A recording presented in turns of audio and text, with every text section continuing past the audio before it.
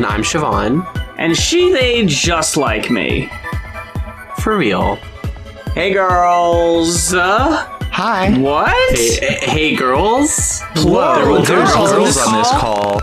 I love it when there's girls. Please welcome Aria to the podcast, aka Polly Pocketknife on Twitter. Guitarist, musician, fantastic poster, TikToker as well. The semi-retired TikToker. Semi-retired. That's so real. Reluctant TikToker. So how have you been this week? I've been good. I've been on the road this past weekend with this band called Begin Again, who I've been listening to since like high school, and they dropped an EP in 2015 and then disappeared off the face of the earth. I just returned, and then we are going to play some more shows this weekend. It was going to be like a week-long tour, but we cut out the middle parts because logistics and I don't know, not my department. I'm just bass. Hell yeah, that's awesome. How about you, Moth? What have you been up to this week? It was nice to see you stream again after a long absence. And I was very happy to be there. You always have really, really fun streams, and you have the best people coming out. So they're always a great thing to be a part of. Thank you for speaking very highly of my 7-viewer average stream. It was really fun, and I was really glad everyone was there. You hit double digits this past weekend. I'm certain of it. Yeah, I'm on my way up, girls. We're getting there. Think of it this way: you could say you have 7 viewers, or you could say I pulled 7 bitches. You know, like that's true. That's a really, honestly, that's the best framing imaginable. So I've been doing a little stream. I've been off work this week, and I've also been very much looking forward to getting you on the podcast, Aria. We tried once or twice to record this while I was in the field, and I think between me being on my shitty laptop with like hotel Wi-Fi and a variety of other factors, we just like did not have a good time. That's the name of the band. Yeah. But the planets all aligned today, and it all seems to be working out a lot better.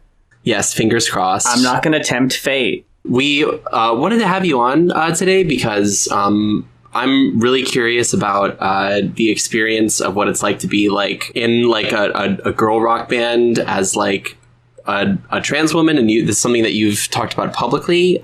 You were in the band Hoity-Toity for a little while, is that correct? Unfortunately. And I'm sure we're going to get into all of that. Just in case like any of our listeners don't know anything about the lore or Hoity-Toity, do you think you could just give us a rundown of like who Hoity-Toity is and how you became involved with the band, and I guess just like a broad strokes, like this is the story of the 8 years of my life. Yeah. I was 14 years old. And I had just started high school. And in my first year of high school, there were a bunch of flyers around the school. Some kid was looking for band members, and I saw the flyer, and it didn't say anything about all-girl band, and I was not out at the time, and I called the number, and they were like, actually, we just decided we want this to be an all-girl band, sorry.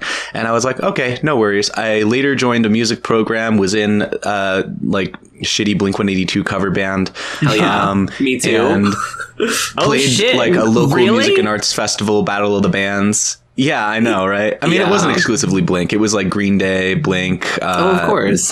I think at some point we did The Middle by Jimmy Eat World. I don't know. Of course high school shit. Yeah, that's things that high schoolers do. That band played a festival opening for Smash Mouth, which was really funny because they made us set up on the grass in front of the stage. They wouldn't let us play on the stage. Oh my God. Smash Mouth. Rest in peace, crazy. Steve.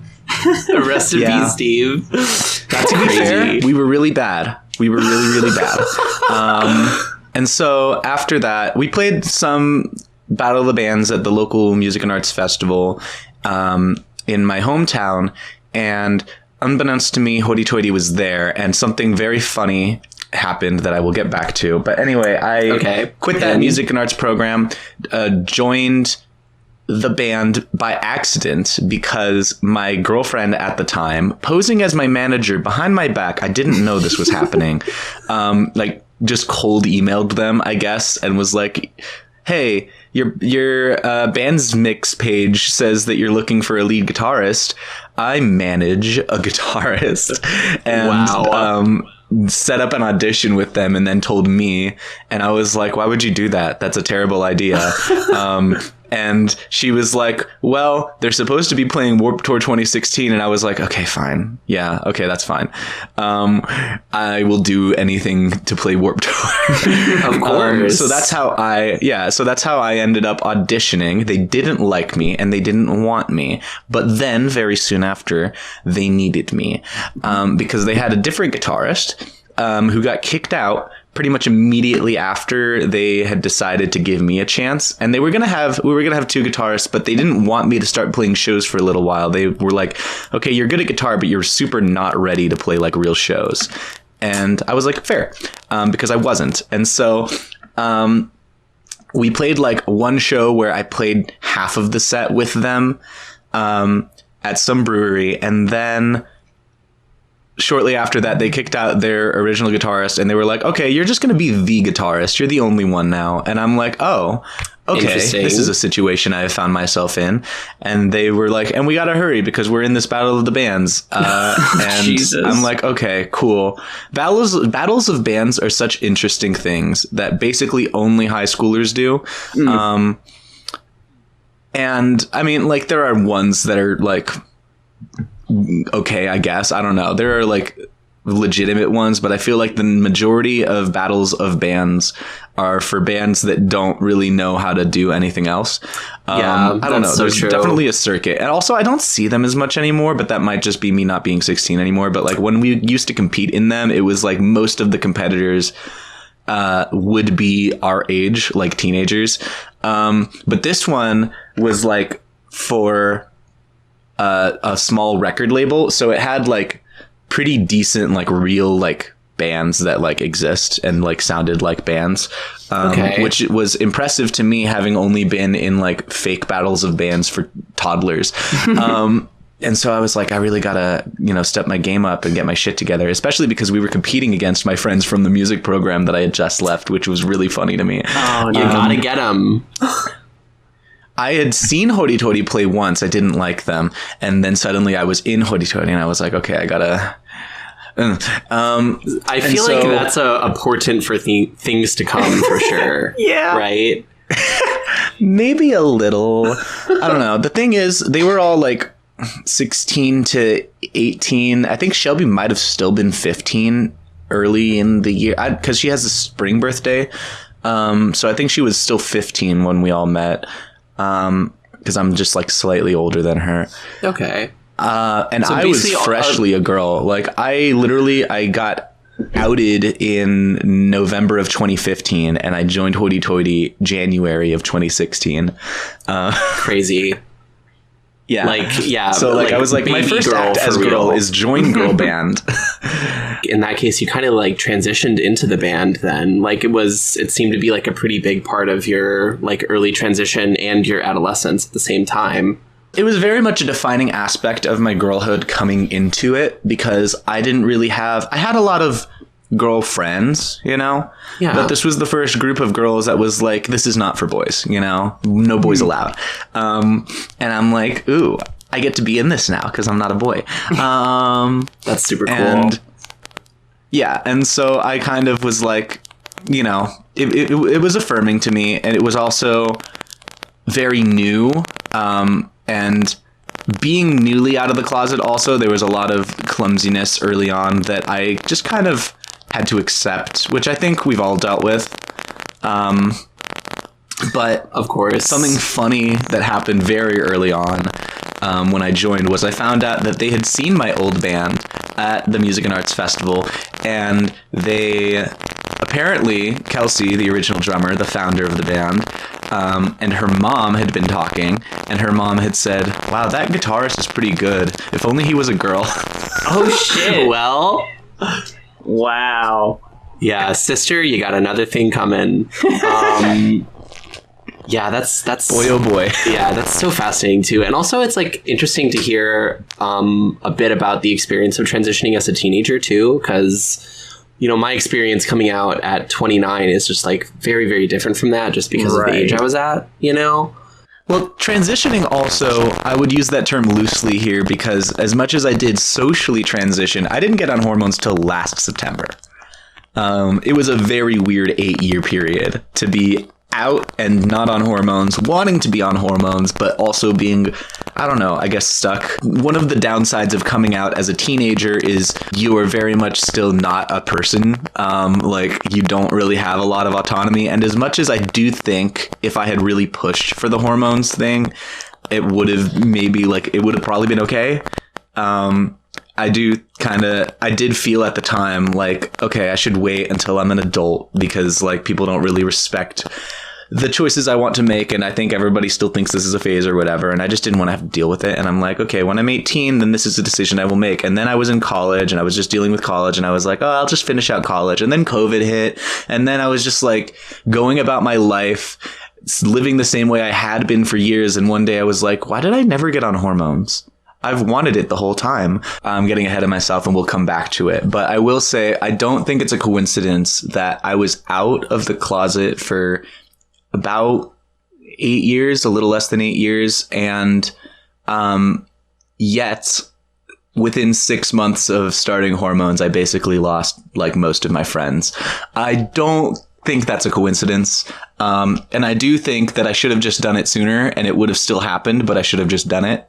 But yeah, I don't know. I don't think that's a coincidence. Nobody involved would say that that's the reason, but it does definitely feel like, something happened there, you know? Yeah, absolutely. I mean, so much changes, you know what I mean? And also it's really interesting too, to like, talk to a trans woman who transitioned like, as a teenager, as a young person, and then still like, I should have started sooner. I should have done it sooner. I feel like that's like such a common like thing we all sort of say. Like, honestly, sometimes it feels like saying like I was born in the wrong generation. It's just like things were gonna happen at the speed that they happened. Honestly, if I hadn't gotten outed as a teenager, I probably wouldn't have come out until I was an adult. Damn. Because I knew that I was trans for a little while, but the only reason that I publicly came out was because my cousin told my mom, and my mom was like, what the hell?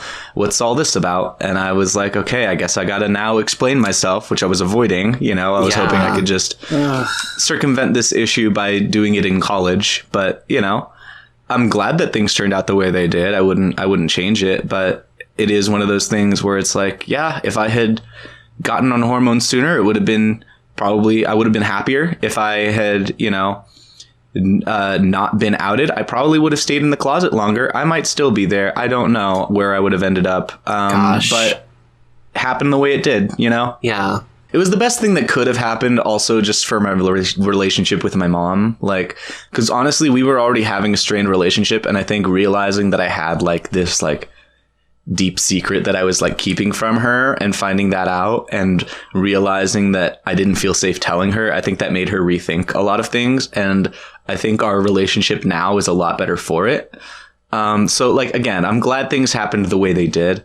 I just think, you know, there are definitely times when I wonder how things could have turned out had I, you know, been more, I guess, more mature or more bold at the time, had I just taken what I knew I wanted already instead of trying to compromise with the world, because I really don't think there's any way for any trans person to compromise with the world and live in a way that the world is going to accept, and trying to live that way just is denying yourself, you know, like your own life. It definitely feels like there isn't a perfect time. No, there's never a good time. There's pros and cons to starting early and there's pros and cons to starting late. It's like you start your journey when you feel comfortable enough to start it. And that can be varied for everybody, you know, like in my case, I didn't even know my situation until my 30s. So I didn't even know to even consider that or look into that any sooner. But at the same time, I think if I did know when I was younger, I wouldn't have been nearly comfortable enough to start until I was older anyway. Yeah. And I don't think there's any perfect time. It really is just a matter of like, you know, I mean, like the old saying about planting a tree, the best time was 20 years ago. The next best time is now. It's like, yeah, there's still time. Saw the TV glow, you know, but like, at the same time, your new life costs you your old life. That's just how it goes. And I don't think anybody's ever really ready. I think it's just something that you rip the Band-Aid off when you can, and you just live with the consequences as they happen, Yeah, absolutely. You were in Hoity-Toity in high school. Yeah. And then you also were in Hoity-Toity in college. So you were sort of balancing this band and school for, I'm sure, a number of years. Oh, yeah. It was kind of the main thing in my life for 8 years, which is crazy to me because when I stopped being in that band also, it was honestly alarming how much free time I suddenly had. And how much weight was just immediately lifted off of my shoulders, not having to be chained to this thing that wasn't even mine, It really wasn't. And it wasn't even necessarily ours, as a collective either. It was its own thing with a life of its own that we just it's a beast that we fed. And if it wasn't properly fed, which it often wasn't, then it would eat us, and usually me.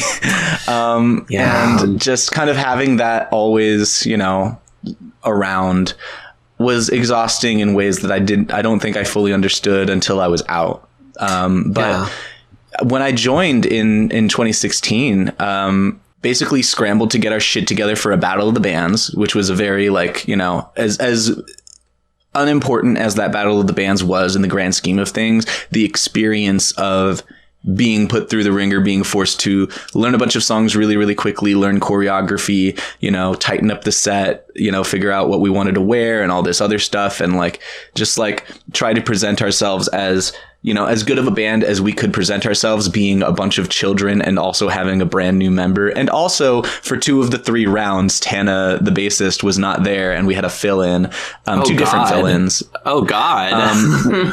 Because at the time she was in a metalcore band also called Shot in the Dark, and she was doing both, and that band had commitments, and so she wasn't even there for 2 of the 3 rounds of the Battle of the Bands. So she missed the rounds that took place in dive bars and was there for only the round that took place at the House of Blues in Anaheim that no longer exists. Can you give me a rundown of who is who in the band? And what's their general vibe each? So we sort of have a cast of characters, Okay, yeah, let's go through this. All right, so there's number 1, Kelsey, the founder of the band. This whole thing is her brainchild. She was in a band before Hoity-Toity with her best friend at the time, Sarah, who was the original guitarist. Sarah, I played one show with her, with both of us on guitar, and then she got kicked out of the band because they had a fight. My understanding is that the fight was over creative differences, and they were going to have her be out temporarily. She ended up being out permanently, I believe, is what happened. Or, I don't know. It ended the friendship between those two. They were childhood best friends. It was a whole dramatic thing that I was very much a side character in. And I just kind of came in. And I do think it did contribute to... Initially, there was a lot of unease around having me around, and I think most of that at the time I chalked up to, well, they just, lost their other guitarist who Kelsey in particular was very close with from a very young age. So everybody's a little bit, I'm the new kid, Yeah. It's like being Jason Newsted in Metallica right after Cliff Burton dies. It's they're reeling from something, they got baggage. And so I was just kind of trying to stay in my lane and whatever. Sarah was not a great guitarist. She doesn't really do music anymore. She was a big Swiftie. She had a pink Daisy Rock, which was so cute. I loved that guitar. If there was anything that I was really disappointed that she was out of the band, is because that guitar was so the vibe. But they always had issues, I guess, with her just not really wanting to practice or not really getting any better at music, while the rest of them were kind of trying to get their shit together. But Kelsey and her had been in a band before that, and that band fell apart. And so her and Kelsey basically started a new band from scratch that wasn't originally supposed to be an all-girl band, but ended up being an all-girl band because the only people who wanted to join a band that already had 2 girls in it were other girls, which I think is, makes sense, but also kind of funny. And I guess I was the only guy. Oops. And so when I transed my gender, I ended up joining. Then there's Shelby. Shelby joined also reluctantly. She was very much, so Kelsey's kind of was always the pusher, like she was the driving force. She was pretty assertive, had an idea of what she wanted. Also, her dad was very much like a part of the band creatively early on, because he had all sorts of experience in like different bands that he had played with, toured with, recorded with. He wasn't like a big shot, but he had experience. He had been around the block, and he very much was like trying to teach us how to like write music and how to like make something our own. And Kelsey was very much interested in this band having like kind of its own identity, and she was very into like punk and pop punk, like butt rock type stuff. She likes the Distillers. Yeah. The Distillers, I remember, was a band that we really bonded over. Nice. A big fan of like, I don't know. She liked Disturbed and like Seether type stuff, and like wow, hell yeah, System of a Down. She later got into like math rock. I don't know. She's interesting, but she's also like, this is like, she's a drummer. So her favorite bands were mostly like punk and pop punk, and she really, number one thing I think at the time was Green Day, was the thing that like we kind of were vibing off of, and I have always been a very big Green Day fan since I was a little kid. So she also sounds like a second generation like music industry person, so she comes out of the gate with a lot of drive and knowledge too. And Shelby, on the other hand, is much more pop oriented. So Shelby was taking piano lessons at the time, and there was a flyer at the lessons place that Kelsey had put up for Hoity-Toity, and Shelby's mom, Debbie, was like, hey, there's a band. They're looking for members. You should audition. And Shelby was like, I don't wanna. And Debbie was like, it'll be good for you. And Shelby was like, I really don't want to. And Debbie was like, you're gonna. And so okay. Shelby kind of basically reluctantly auditioned as singer and keyboardist, and she did not get the role of singer originally because she wasn't good at it.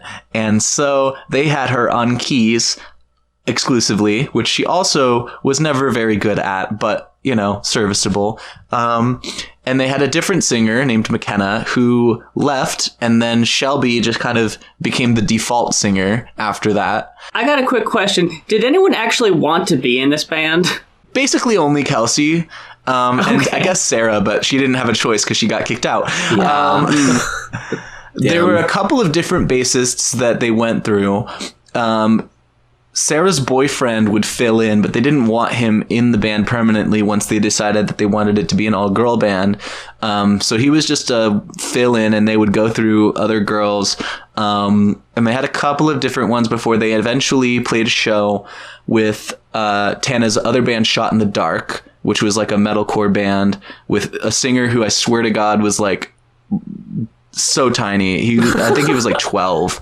And he could scream, and it was crazy. That's amazing. Yeah. It was actually kind of awesome. And like, obviously he wasn't 12 forever. Like later he got older, and then they were just kind of a metalcore band. And then they kind of stopped doing anything. And that's when she kind of decided she wanted to stick with Hoity-Toity as her main thing. But at the time, Shot in the Dark was her main thing. And they played a show together, and the rest of the band was like, girl bassist, let's go. And basically they were playing through some kind of like, it was like the House of Blues Music Forward Foundation. I don't know how they got involved with it. I guess they just applied, but they were playing like a showcase at the House of Blues. And so they led with that. And they said to Tana basically like, hey, we're playing this thing at the House of Blues. We would love to have you play bass. And if it goes well, then we'd love to have you just as the bassist of this band. And Tana was like, I kind of already have a band, but I guess I can try, And Tana was always very like, kind of quiet. She, like I said, came from like metalcore. She was like, you know, emo kid, like in the early 2010s, you know, type vibes. Yeah. And then became very much like one of those like embarrassed ex-emos, you know, who's like, oh my God, I can't believe I had those bangs type of girl, you know? Yeah. Shelby was very pop. And she was like into like 21 Pilots, One Republic. Those are her favorite artists. She listened to a lot of stuff that sounded like you would hear it at like Forever 21. Okay. And like Tana was like coming from metalcore and like switching towards more just like dad rock and like post dad rock, you know, like she was very into Royal Blood. I remember was like a thing that she got into. She got into like fucking Cleopatra was a big one. And like, just like, you know, those kind of like modern fuzzy car commercial rock bands. You know what I'm talking about with like the fuzz tone that's like not really that fuzzy? Yes, I do. And it also sounds like just like so many like high school bands that I know where it's just like you get people together who are competent enough to play, and maybe everybody listens to something different, but you know, you just need to get someone who's like good enough to like, you know, keep the ship afloat sort of, and then you go from there, right? Yeah, and we kind of were hoping that having all these different influences would come together and make an interesting sound. I think the biggest contributor to the sound early on, though, was Brad, because Brad is Kelsey's dad, because he was the most experienced and he was kind of, you know, mentoring all of us. And because nobody was particularly good at their instruments, he was very much like, let's play to your strengths.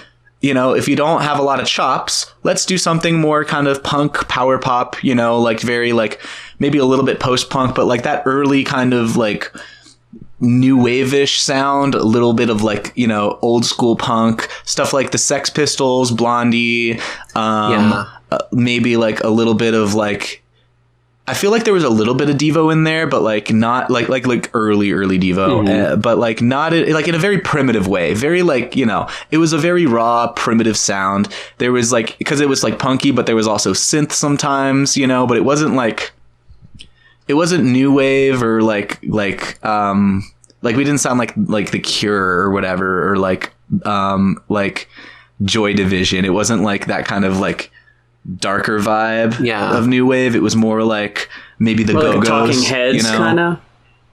Not even really Talking Heads. It didn't have that like atmosphere to it. It was much more like just straightforward, like, you know, 3 power chords, a little synth melody, very bare bones. Honestly, it reminded me a little bit of like a distant cousin of La Tigra, like very like, again, like very kind of raw, dry, bare bones, like not a lot going on, and just kind of like, honestly, I think it could have worked if it was the kind of music any of us actually listened to. And I was kind of the only one who did, because when we got into the project, I was kind of like, okay, well, if this is the direction we're going, I'm going to steady up. You know, I wasn't a huge fan of that kind of music, but I was aware of it. And I was like, let me try to understand influences that we can draw from, things that have been done before that worked, and what makes it work, and why. Like, that's the way that I'm wired, you know. When I'm doing something, I like to analyze it, I like to pick it apart.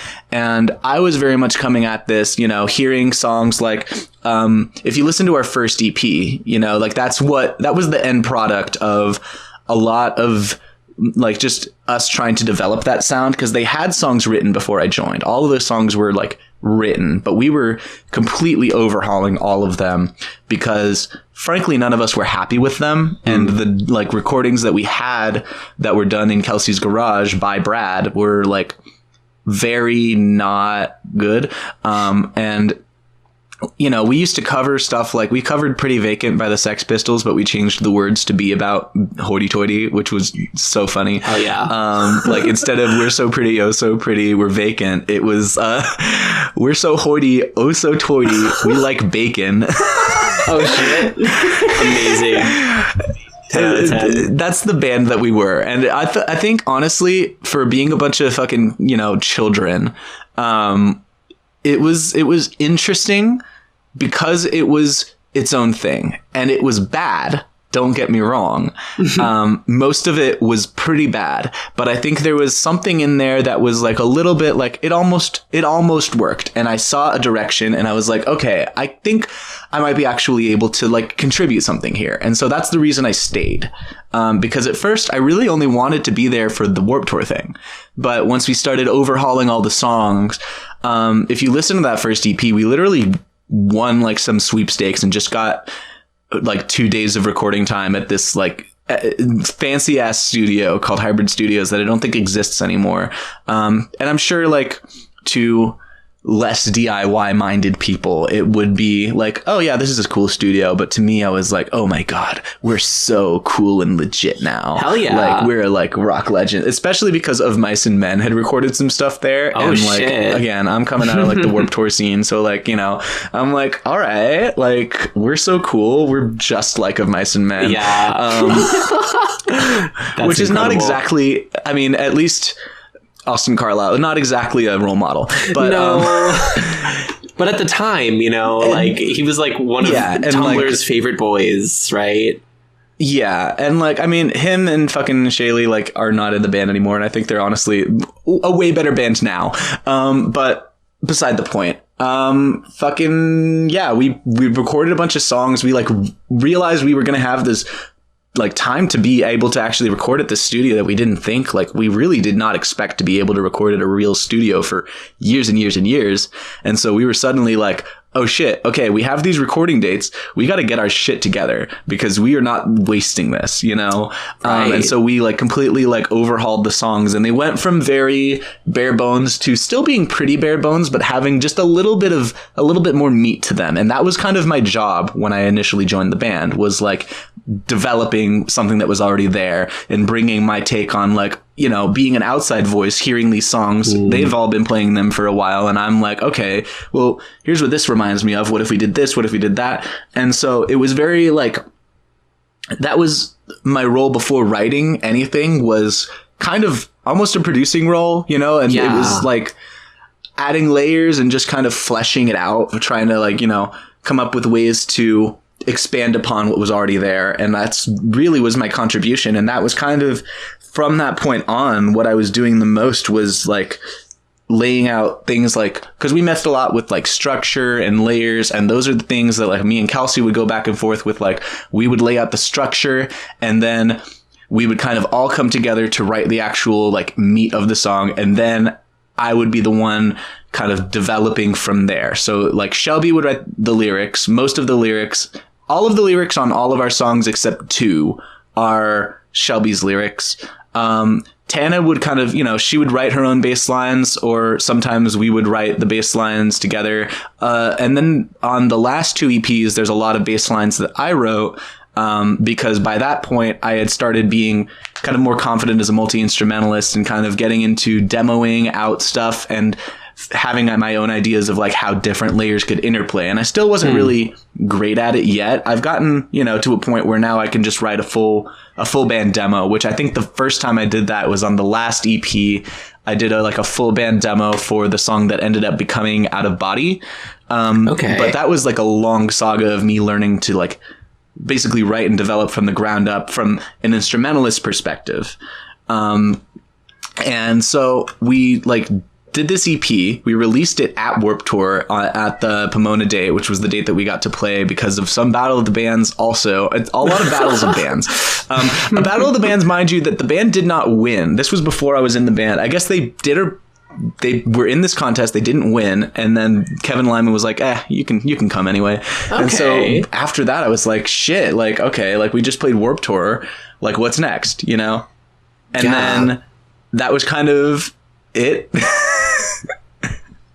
So we peaked at 16, I would say. That's off to a great start, as we've said. Yeah. Based on some of our previous conversations, and I guess, you know, knowing how the story plays out, just seeing how like you're coming into the band and sort of just like kind of boning up the sound a little bit, and that being your role, it feels like, you know, on some levels, like you were really into like wanting to learn more and grow and like develop the sound, and maybe that wasn't the case for everyone in the band. Yeah, I mean, my main goal was just is this a group of people that's going to push me? And at first, when I joined, I didn't think that was going to be the case, but having to really bust my ass to prepare for the Battle of the Bands, and then having to bust my ass to like, you know, collectively overhaul these songs so that we could record and then be ready for Warped Tour, all in basically from January to August, literally from January to August 7th of 2016, was just a constant go, go, go. And I was like, okay, I like this pace. I like being pushed this way. That was the feeling that I was chasing. And after Warped Tour, it really was very fleeting at that point of anything feeling like I was really being pushed to grow, but I was still trying to grow. Yeah. And at that point, that's when like I started running the socials, because nobody really wanted to run the social media. Nobody was really good at it. I didn't know what I was doing, but I was kind of like, well, somebody's got to do it. I can take care of that. And then I started trying to teach myself like how to be good at social media as a skill. Like, how do I make this work, you know, for us?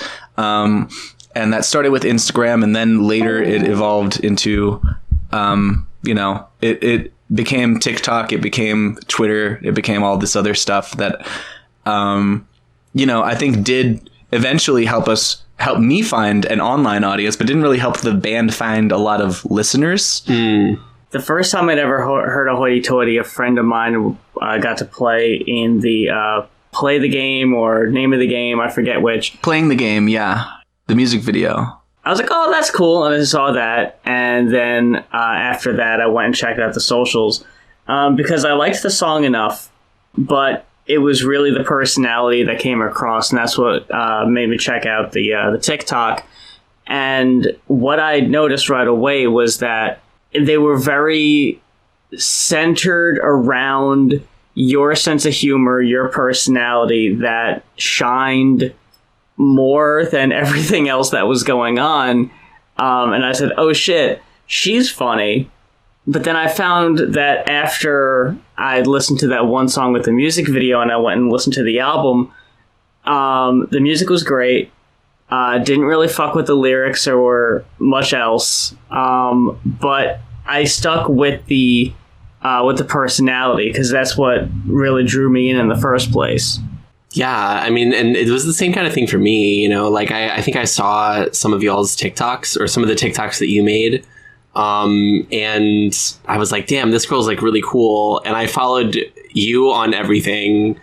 I personally, you know, I'm a very like I'm a very lyrics like driven person. And if like a band's music doesn't have like lyrics that I feel like are relevant to me, I don't really like attach to them too much. So I have a very like similar relationship with like the actual music, but I was like, damn, this girl can shred, and she's really pretty too. That's crazy, you know? Little old me. Yeah, I don't know. And I'm honestly, for the longest time was not that lyrically minded, which is why I didn't really care that the lyrics for Hoity-Toity weren't great. I mean, I love stupid songs that are about nothing. I love the B-52s, yeah. You know? Mm-hmm. You can write a song about anything. You're living in your own private Idaho, on the ground like a wild potato, okay? Like, I don't care. If the song rips, it rips. Yeah, but the thing was, after being in the band for a few years, I kind of thought for a second, and I was like, okay, like, you know, the songs are fun to play, the live shows are fun, I like gigging, I like, you know, making friends, hanging out, whatever, but I kind of thought to myself, like, none of these songs really mean anything to me. And that was kind of like the turning point for me, because at first it was just like, I'm in this band, you know, this is a fun thing for me to do. This is a fun way for me to grow as a musician. But then when it started becoming like, okay, we want this band to do well. It's not just like a vessel for me to like fuck around. Like, we want this band to do things. I was like, well, you know, if the songs were about something, maybe that would connect with people, you know? Yeah. Not really necessarily even in a way of like, I want, you know, success, so much as just like, I think it would be really cool, even if we're playing a show to like 20 people, if 10 of those people knew the words, you know? Yeah. Or even one, honestly, because really the only person who ever knew the words to any of our songs and would sing along was our friend Emmy, later, my friend Emmy. Emmy does not like the other members of Hoity-Toity as people anymore. Okay. because Emmy was like our number one supporter for years and years, and would come to all of our shows and like ran like fan socials and whatever, and like helped co-run our official Discord. Oh wow. And was like, very much like a big figure in our little baby tiny fan base, pretty much all of whom ended up just staying with me because I was the only person who ever interacted with them. And so now they're just my friends in my Discord server. Hell yeah. That is not attached to a band. But like it was she like sorry, I mean, okay, so Shelby is who I mean by she, because they Emmy uses they them. Okay. So Shelby had we were playing a show. Shelby was like, I don't remember why. She, for some reason, was handling the guest list, which was normally my job. But I guess she was just like, hey, basically, hey, who do you guys want to put on the guest list? And I was like, Jess, my girlfriend, and Emmy, our number one supporter. And they put like, their Tana and Shelby put their moms on the guest list. Tara didn't bring anybody.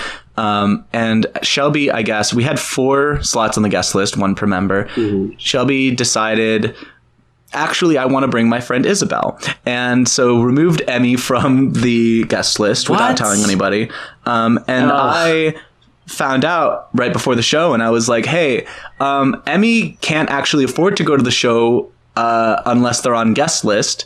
Can you please put them back on the guest list? If Isabel really like can't buy a ticket, like I can have my girlfriend Jess buy a ticket, but like Emmy actually doesn't have $15 right now.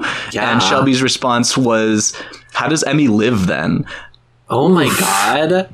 Yeah, that was the second to last show I ever played with that band, and I was very much like already like out the door, and I'm just like, okay, you know what? Like, fuck this. Like, you're not even nice to your like biggest supporter. Yeah. Like, what the fuck? Who's also doing a lot of like unpaid work for you. You know what I mean? Absolutely. Jesus Christ. That's awful. Not to mention, sort of like fundamentally misunderstanding like the experience of many queer people who like, don't have $15. It's astounding to me, just like constantly the level of self-centeredness, which, I mean, everybody kind of jokes like, oh, well, the band's called Hoity-Toity, so that makes sense. I'm like, okay, yeah, but like the fucking name was supposed to be a joke, like the name was supposed to be a bit on like bands think they're so cool. We're just like some fucking, like we're just hanging out. We're just having a good time. And then it very much did end up going to everybody's head. And I was just like, oh my God, like the prophecy fulfilled. Yeah. Like, what is this shit?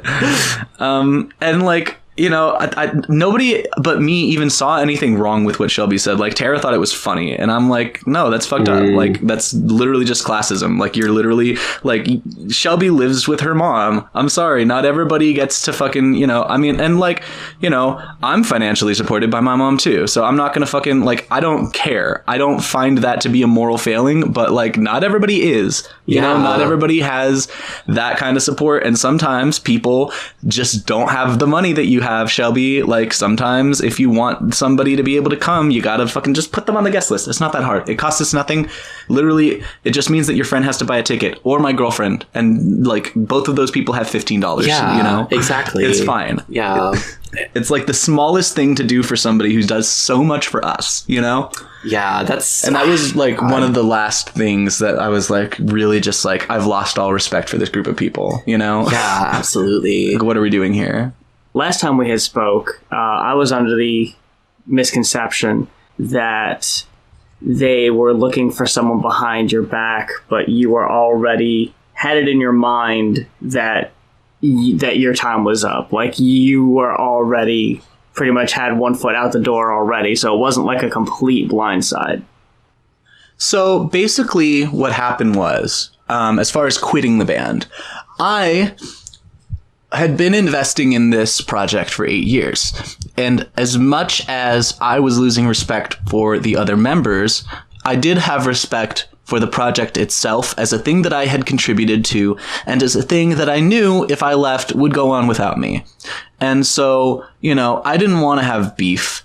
I knew that these weren't people that were going to stay my friends once I left, but I figured these could at least be like, coworkers, classmates, somebody who like, I don't have a grudge against. I don't have, I don't have to have beef with. I can just leave amicably and they can continue on their merry way. And I'll, leave them with whatever and take what is mine. I was going to keep the TikTok always because it was something that I made on my own without being asked to. I made basically all of the videos on it alone. Like there's maybe a dozen videos that contained any of the other members out of hundreds. And most of which they were reluctant to do in the first place. And so I was just like, this is something that I made and this is an audience that I built that half of them don't even know that I'm in a band. I kept on having it was a constant issue that I would get comments being like, hey, you're pretty good at guitar. Are you in a band? You should be in a band. So that's mine. But I was basically trying to leave them in a good spot to just continue. And so in February, we played our last show and I decided okay, I don't want to do this anymore. I felt like we had been phoning it in for years at that point in terms of performance. We had gotten better at writing a little bit, but then Kelsey left in 2021. And that's when we recorded our last 2 EPs. And we were supposed to keep writing after that. And everybody agreed that we were going to. And then nothing ever manifested. We kept trying and it kept not happening. I kept writing and they kept not liking my ideas. And so I was kind of okay, I'm clearly just not on the same page as you guys. I'm, going to go do my own thing. And so we had a meeting, we sat down, talked about all our different priorities, all the things that were coming up and whatever. And I was just kind of okay, I want us all to be on the same page about what is the direction of the band? What is the meaning behind all of this stuff that we have done and that we have, that you guys are going to continue doing? Because I don't want to be a part of it anymore, but I also want you guys to, really think about what it is that you're doing this for, basically, Yeah. And I really did that, for them. They kind of took that as almost leading them on, I guess, because I started the conversation by wanting to talk about our different priorities and the things that we were doing and why we did them. And where everybody's heads were at as far as the future of the band, because I wanted that to be an open floor question to see what everybody was thinking, because I really didn't know where their heads were at. And I said, okay, well, this is where my head is at. I really don't want to do this anymore. And I think they kind of took that as a sneaky move, but I really I didn't plan it to be that way. I just wanted it to be a discussion. And so at the end of the meeting, I was kind of okay, well, here's what I'm thinking. We have this tour coming up. We had just booked a tour with Sarah and the Safe Word. That was in May or April, late April, early May. And I was so after May, I'm just going to dip. We'll see through everything that we have already committed to. Because I don't want to fuck you guys over and have you, need to scramble to find a new guitarist or whatever. Mm-hmm.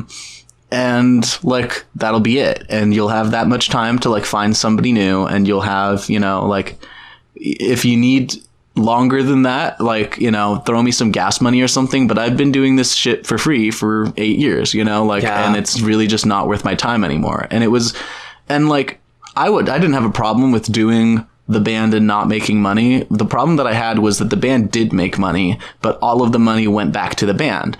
And that was fine with me when we were writing songs and recording, because we would save that money up and then we would spend it as a recording budget to be able to release the songs. But we weren't writing songs, so we were just saving money to do nothing with. And I was okay, well, if this band is making money and I am doing most of the work, I was booking all the shows, I was running all the socials, I had just kind of defaulted to being the person who did everything because nobody else wanted to do it. And I kind of felt well, somebody has to do it. And so I just took on whatever responsibilities needed to be taken on until I realized I'm doing everything. I was the only one writing for the last 3 years, constantly sending demos, and everybody was yeah, let's work on that. And then none of them ever got finished. And it just became a thing where I was there's nothing here for me. There's nothing being given to me. I'm not being pushed to my limits anymore. I am now pulling. I am now trying to, basically begging everybody to put in an effort and try to catch up with me. And at that point, I'm just well, then what am I doing here? Yeah. And so, and doing all of that, knowing that the band is making money mostly off of my work and that I'm not getting any of that money. and that it's not going towards anything, I was just kind of like, this is stupid. Because I could be doing this for anybody, you know? And if I was doing this for a group of, you know, people who were putting in the same effort that I'm putting in, it would be doing a lot better. It would be making more money. It would be more creatively fulfilling. We would be, you know, doing better tours. We would be doing, you know, just more. We would be doing more, you know, and we would be doing it better, and it would be more fun. Because honestly, I kind of just got the impression after a while that everybody didn't really care, like, about music at all, really. I would beg them to come to shows with me, just like for the sake of being a part of the scene, let alone just enjoy music. And they wouldn't. And the one time that I did finally, like, I dragged Shelby out to a show in the last year of, like, being in the band. She literally walked up to me at the show, like, as soon as she got there, and went, "Who are we here to network with?" Yeah. Like, and it was just like, this whole thing is just like a means to an end, but I don't know what the end is. Is it fame? Is it, like, you know, like, validation? Because it's not like this is not a recipe to, like, succeed, but it is also not community building. It's not creatively fulfilling. It's nothing. It is just a thing that we have all been doing on autopilot for years. And so when I quit initially, the plan was for me to just see through the tour and then be gone.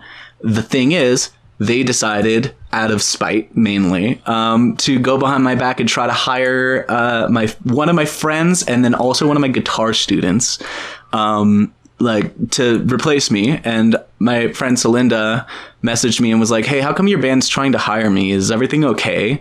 God. And I was just like, okay, yeah. And then, like, I guess they couldn't figure their shit out. They had, like, there was a whole bunch of, like, behind the scenes shit that I won't really get into, but basically the whole friend group that we were in of, like, a few different bands that had, like, overlapping members, were spreading rumors about me, talking all sorts of shit, and everybody was kind of in this position of, like, you know, like, not really necessarily buying into it, but also nobody really having the balls to just be like, "Hey, that's fucked up. You shouldn't say that about your friend." And everybody kind of, like, just, like, being like, "Did you hear what so-and-so said?" Very much in a very, like, just, like, such, like, high school bullshit. And when they brought Kelsey into it, because Kelsey was going to be part of the tour, because the tour was going through Texas, we were going to have, like, an original lineup reunion with her. She was finally the first person to be like, "Hey, you guys are being shitty friends." And they immediately were like, "Well, it wasn't me. It was, you know, Andrew told me this and Tara told me this and whatever." And, like, and I'm just like, none of this shit matters. You know, like, I don't care who the fuck said what. Like, you all know that this is fucked up. You all know that you're being shitty friends. And they came and called me and basically were, like, mad that Kelsey had, like, given me a bad image of them, which was so fucking funny. And I was like, "Kelsey told me, like, word for word what you said. Like, I know exactly what you said. This is not, like, her making shit up. I know exactly what you said." And it was fucked up. And you should have stood up for me, and you should have been there for me, and you should have talked to me and not about me. And, like, all of that was very shitty to do. And they, instead of really apologizing, they were kind of, like, in a very sorry you feel that way kind of way, but also bringing up everything that they had problems with me over for the last 8 years. And I'm like, none of this shit fucking matters. Like, none of that is relevant, because I wasn't out here fucking spreading rumors about you or saying I've never said anything about them that is not true, you know? And it might not be pleasant, it might not be, like, friendly, but it's all true. I will only say verifiable facts about these people, you know? Like, when I say that they are, you know, they treat their fans poorly, it's because I have specific examples of them doing that. If I call them out for being, they got really mad at me because I tweeted that they are nauseatingly straight. But I was, like, going to ask you about that at one point. They are all straight. That's a thing that they have repeatedly affirmed verbally. And then when I left the band, they added a pride flag in their bio that was not there. There was a rainbow emoji, like, just, like, you know, the rainbow, like, from the weather. And they removed it when I left, and somebody commented about it because it's funny. And they added a pride flag instead, and they're all straight. And I'm like, how are you being even, like, like the rainbow was like, you know, it was like, yeah, I'm a little, you know, I'm gay, I'm fruity, but like it was also just like, it's a fun vibes. It's like next to a lightning emoji on the other side, or like stars or whatever. I was like, you know, it's just like we're sparkly and rainbow mainly, and like, you know, maybe I'm a little fruity, but like it's not. Like it wasn't a pride flag before. They added that. And that's they're all straight. They've affirmed repeatedly verbally that they are straight. Oh my god, that is just like the most performative bullshit like possibly imaginable. Like, and then somebody asked, why is there a pride flag if you're all straight? And they said, we never said we were, which is just a lie, because they have all said like they have very explicitly all stated to me and to others, I am straight. Oh my god. So unless somebody has a realization about themselves, unless somebody does some soul searching, like, I'm sorry, I'm gonna fucking call you straight, because you are. Like, that's not like, why? And they're like, and Shelby posted a whole Snapchat story being like, have you ever been called nauseatingly straight? Like, using straight like it's a bad thing? Like, that's something different. Like, this must be how gay people feel when straight people are like homophobic. And I'm like, what do you mean? What the fuck? Oh my god. If you think that this is how it feels to be queer, if you think that this is equal to like the discrimination that we face, then yeah, you are nauseatingly straight. You are nauseatingly out of touch with the fucking world. Like, you have no goddamn clue. And especially because while I still had access to the Gmail, I saw in the search history that Shelby looked up nauseatingly definition. Oh my god. What? I'm dead. And again, like, you know, I'll talk my shit because, like, I don't like these people. They don't like me. But, like, I am also only going to point out specific things that happened in real life because, frankly, that's all I need to do. Yeah. When you had posted the Instagram story of them announcing that after 8 years of shredding with the band, you've resigned from Hoity-Toity to pursue other projects. And in the description, they posted a pink heart, a purple heart, and a blue heart. And someone commented on it, goodbye, spelled B-I, hashtag pride. And that's when you said, genuinely, I don't know if they even realized they did the bi-colors because they're nauseatingly heterosexual. If they do know, or if they looked it up, that's even more cringe. To, like, kind of, like, bi bait a little bit, you know? If it's like, well, you know, we never said we were straight, like, kind of leaving the implication there that they might be bisexual, you know? That's, like, I even genuinely worse. don't think it was intentional. I think they picked blue, purple, and pink because of the logo. I think that's, which it's a different shade of blue. It's, like, you know, not the right shades because it's supposed to be, like, pastel, but I think that's why they chose those colors, is because of the Hoity-Toity logo, which is like a pink to blue gradient. Like, if they knew that that was the bi pride flag, which they should, even if you're not bi, like, you should be, you know, just look at it. Like, you've never seen a bisexual flag. Your number one fan, like, wore a fucking bi flag cape the first time that we all fucking met, like, because it was at Pride. Oh my god. Like, what do you mean you don't know what the bi pride flag looks like? So they must have either, I mean, I don't know how they could not have known. Yeah. They may have just not thought about it. But, like, I don't know. I think that's what it's supposed to be, is the logo. And honestly, like, being straight just seems like something that they just don't want to talk about at this point. And I think the reason for it is that when I left the band, one of the things that I pointed out I literally made a PowerPoint, which is, I think, incredibly based of me. They thought that was so shady. But honestly, I just needed to have all my fucking ducks in a row of exactly what I wanted to say before, you know, going through all that shit. But I love a PowerPoint. With, like, yeah, but, like, one of the things that I pointed out was the vast majority of that band's streams then and still now came from the Spotify editorial queercore playlist that we got put in I think 2020 or maybe 2021. It's normal, I think, for bands of our size to get a lot of streams out of just an editorial, but we don't really have a core audience, is what I was mainly pointing out. Is like, we have, I think it was like at the time 3% of listeners were like active listeners, and the rest were either like past listeners or just like algorithmically, like one of our songs, probably, the number one song, got like put into like something algorithmic that just got spat at them, but they're not actively listening to us. They're not people who care about us. And that was one of my big things, was like, sometimes we get numbers, sometimes we get, like an audience in terms of just like size, but we don't have much of an audience in terms of people who are invested in us. And the people who were invested in us stopped being invested in the band when I left. A lot of them, the majority of people that I can think of who were like actively supporting us, buying a lot of merch, coming to our shows over and over and over again, just ended up being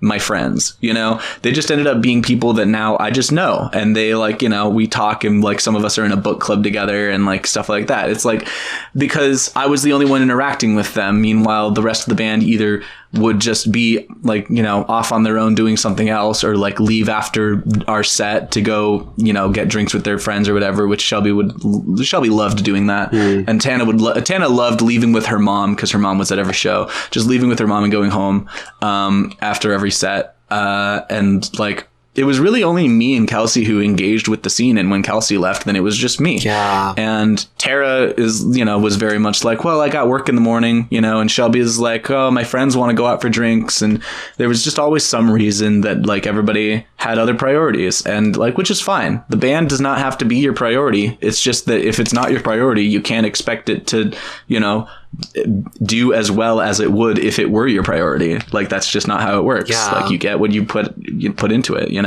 Earlier, when you were talking about just kind of your general feelings of how the momentum of the band was going when you were in there, did it feel like anyone really thought that the band had any longevity? Or was it really just a, like, we're doing a fun thing for now, let's see how long this can how long it could ride this out, but like, a good time, but not for a long time? Or what, like, they seriously think we can like stretch this out for a while? I asked them this, the meeting when I finally quit. I asked them basically, like, where are your heads at as far as just like what this band is? Because I told them, like, we're making okay money, like not enough to live off of, obviously, but enough that, we don't have to spend money on this band, really, maybe a little bit of gas, but like, it's also something where like we all like doing music, and it's nice to be able to have this, thing generate enough income that we, can just save up band money from playing shows and from selling merch and, selling our music and getting streams, whatever, that adding up to enough that over a few years, it can pay for us to record new music. Of course, that only matters if you're writing new music, but I think it's cool for, a band. It is not something every band can do, and it is definitely a good position to be in. And I was like, we could just stay doing that, and it could just be, or rather they could. I mean, I brought this up many times throughout the history of the band, but like, we could stay doing that and just keep doing what we're doing, and we'll make, however much money, save up, record some songs, put them out, maybe grow little by little, but not, it's like the way that things are, it's not going to just magically take off, Yeah. And it was one of those things where everybody really wanted to step up our game. Everybody really wanted to, like, next thing is going to be the big thing. It's going to, really put us on the map. And it kept not happening. And I kept being like, well, let's think about why it might not be happening. Yeah. Let's think about what has been working, what has gotten us growth, what has gotten us opportunities. The things that have been working, one, networking, which I hate the term because frankly, most of it was just being present within a community. And I don't think it's networking necessarily, to be a friendly person in a group of people who share a common interest. I think it was definitely something that, I was sometimes strategic about, but a lot of the times it was just, I liked a band that existed and I wanted to, connect with them. And so the bands that were like bigger than us and that gave us opportunities, like if I think about the bands that we opened for, Cheekface knew us from Twitter. Pink Shift knew us from Twitter. Crawlers knew each other on Twitter. Knew them literally from like their third single. And then they just, took off with Come Over Again and did their first US tour, and they were like, hey, you guys want to open for a leg of this? And I'm like, that's entirely just because we were like buddies online, right? Yeah. Like that wasn't like, that was the band's decision. These are all the bands are choosing us. Sitting on Stacy and the Aqua Dolls brought us on a leg of their tour. Well, kind of 2 legs. We played the like very beginning before they went off to the east, and then we played the very end when they came back. And like those are both bands that played at my college with us, in fact. But I don't think Sitting on Stacy saw us the festival that we played together, because they were outside and we were inside at night, which they would have had to have like a student host in order to be allowed in. But like I definitely talked to them, and I don't know if I like promoted anything. I think I might have just been like, hey, great set, dudes. But like, there was a face-to-face interaction with the Aqua Dolls. Like we played together, and then I like they had like some lineup changes. I went to one of their shows once they solidified their current lineup. And like, talked to them after that show. But I like, I wasn't like really thinking like, oh, I need to like connect with these bands because they're going to like take it. Cause like I didn't at the time, like Sitting on Stacy, I don't think we're really like doing a whole lot. Like Pink Shift, when I first found them, kind of just blew up instantly. Like I found them at the same time everybody found them.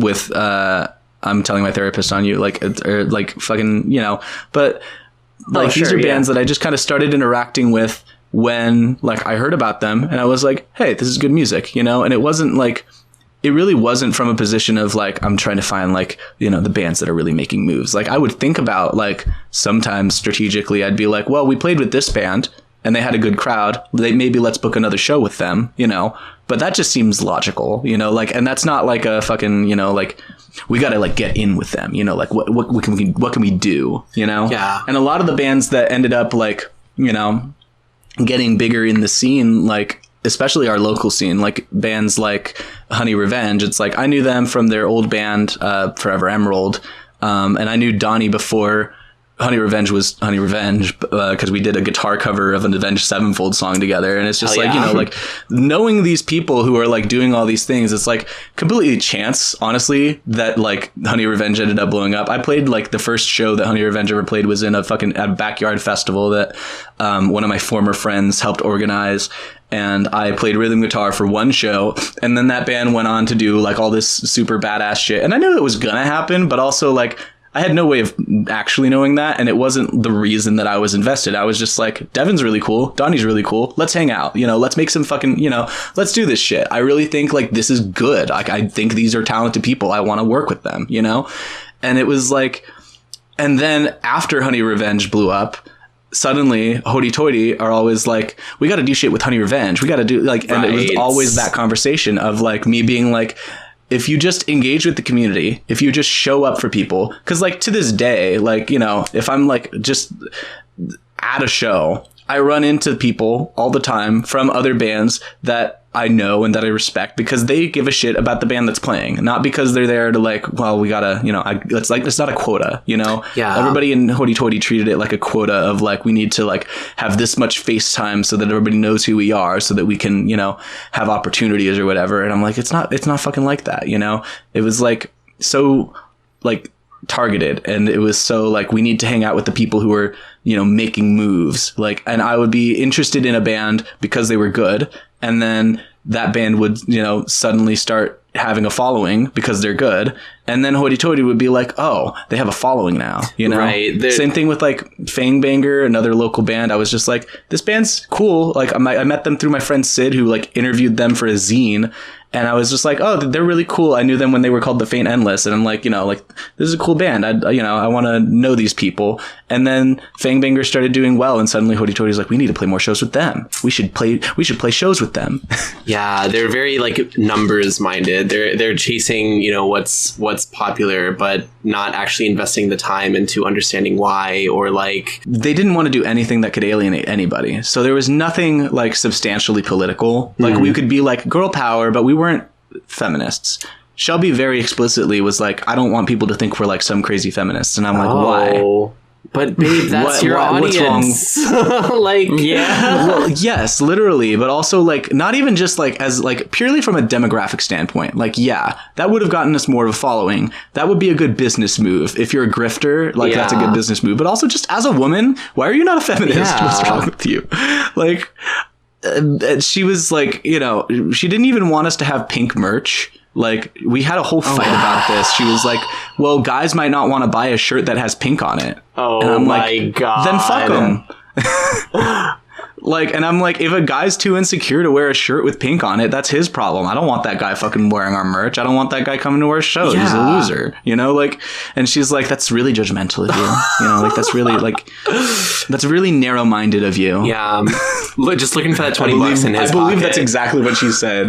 That's crazy. No, but like, and like, I don't know. And it was constantly stuff like that. You know, if I wrote songs that were like deeper, if I wrote songs that were like serious about something political, about like, you know, like personal traumas or whatever, you know, like they'd be like, oh, this is kind of dark. Like, is this going to be alienating? If I wrote something that was about nothing and it's just a fun, like little dancey song, whatever, you know, something cute, something maybe like a love song, breakup song, whatever, like they'd be like, is this cheesy? And it was never like, there was never a point where they could just accept like, let's do this because it's good. And some people are going to not like it. And that's fine. You know, they couldn't just accept that. It always had to be like, but what if somebody doesn't like it because of this? What if somebody doesn't like it because of that? And the reason that we didn't write anything for the last 3 years of being a band is because nobody wanted to just say, hey, I like this. If somebody else doesn't like it, fuck them, you know, like, which is the only way that you can make art. Yeah. Two of my favorite parts of your thread were the videos showing, I think it was the Google folder of everyone's contributions and the demos and how yours was just going on and on and on compared to everyone else's. But what you just reminded me here was the other part where you bring up the fact that Shelby wanted to write a bad bitch anthem but didn't know how to do it. Yeah, what was that story? Hold on. I'm going to pull out the lyrics. Okay, so literally, like, we wrote this song, and I was like, okay, well, I should say, wrote, like, a chord progression, and then Shelby started doing, like, a da-da-da-da-da-da-da-da, you know? Yeah. And, like, we just kind of came out with this melody. And I thought it was honestly, like, it was sounding pretty good. It was very Avril Lavigne. Okay. And I was like, okay, this is kind of girl bossing, you know? And I really was in the mindset of, like, let's just pick something and run with it, you know? Yeah. Let's see what works. And yeah, if it's, you know, Avril Lavigne, then it's going to be cheesy. But I like cheesy. I like Avril Lavigne, you know? I think that... You know, like, I think the best damn thing is a really good song, even if it is one of the corniest things I've ever heard, because Avril Lavigne can fucking sell it, you know? And when she says, hell yeah, I'm the motherfucking princess in Girlfriend, I believe her, you know? You feel it. I tried to basically be like, okay, what do you want this song to be about? And Shelby was like, I don't really know. And I'm like, what if it was just kind of like, you know, like a girl anthem, you know, like just like, you know, go for it. It can be cheesy. It can be whatever. But like, just like, you know, like, because this is, I don't know, it feels like it's kind of girl bossing, you know? And I just suggested like, because she's like, oh yeah, like I really, because I would try to like get her to write about like deeper stuff. I'd be like, you know, write about your wants, your needs, your, you know, relationships or whatever. But it was always very like, it didn't yield a lot of fruit. And I was like, you know, we're a girl band. We don't really have a girl anthem. What if we, you know, what if that was a direction? And she's like, yeah, that's great. Yeah, let's girl boss. And she wrote lyrics that I just was so embarrassed by that I tried to very gently be like, okay, I like this part, but like maybe like let's, you know, this could use a revision, this could use a rewrite. Let's, you know, kind of go over and like Tara, who is the current drummer who replaced Kelsey, she's like a school teacher for small children. And she has always had this problem of talking to everybody like their children. And so she was very like, no, Shelby, you're doing a great job. I love it the way it is. You know, like that was always kind of an issue. But literally, I have the lyrics in front of me. I never walk in someone else's shadow. Why is it that you think so narrow? Cutting doubt with a knife. Don't know what's got a hold of me. I could spit fire, ruin your whole attire, then sit and watch you spiral into denial. All the while, I care not of what you think of me. Or sorry, not what of you think of me. Damn, be real. You knew better. I'm so ill-tempered. I just don't know if it was worth it in the end. Because you knew I knew better than that. And was it worth all the setbacks? Call me out like I don't already know. Hey, like da-da-da-da-dee-da. And I was like, okay, I don't know what this means. Like, I don't know. You don't know if it was worth it in the end. What was worth it? You don't like call me out like I don't already know. What do you know? What was worth all the setbacks? What setbacks are there?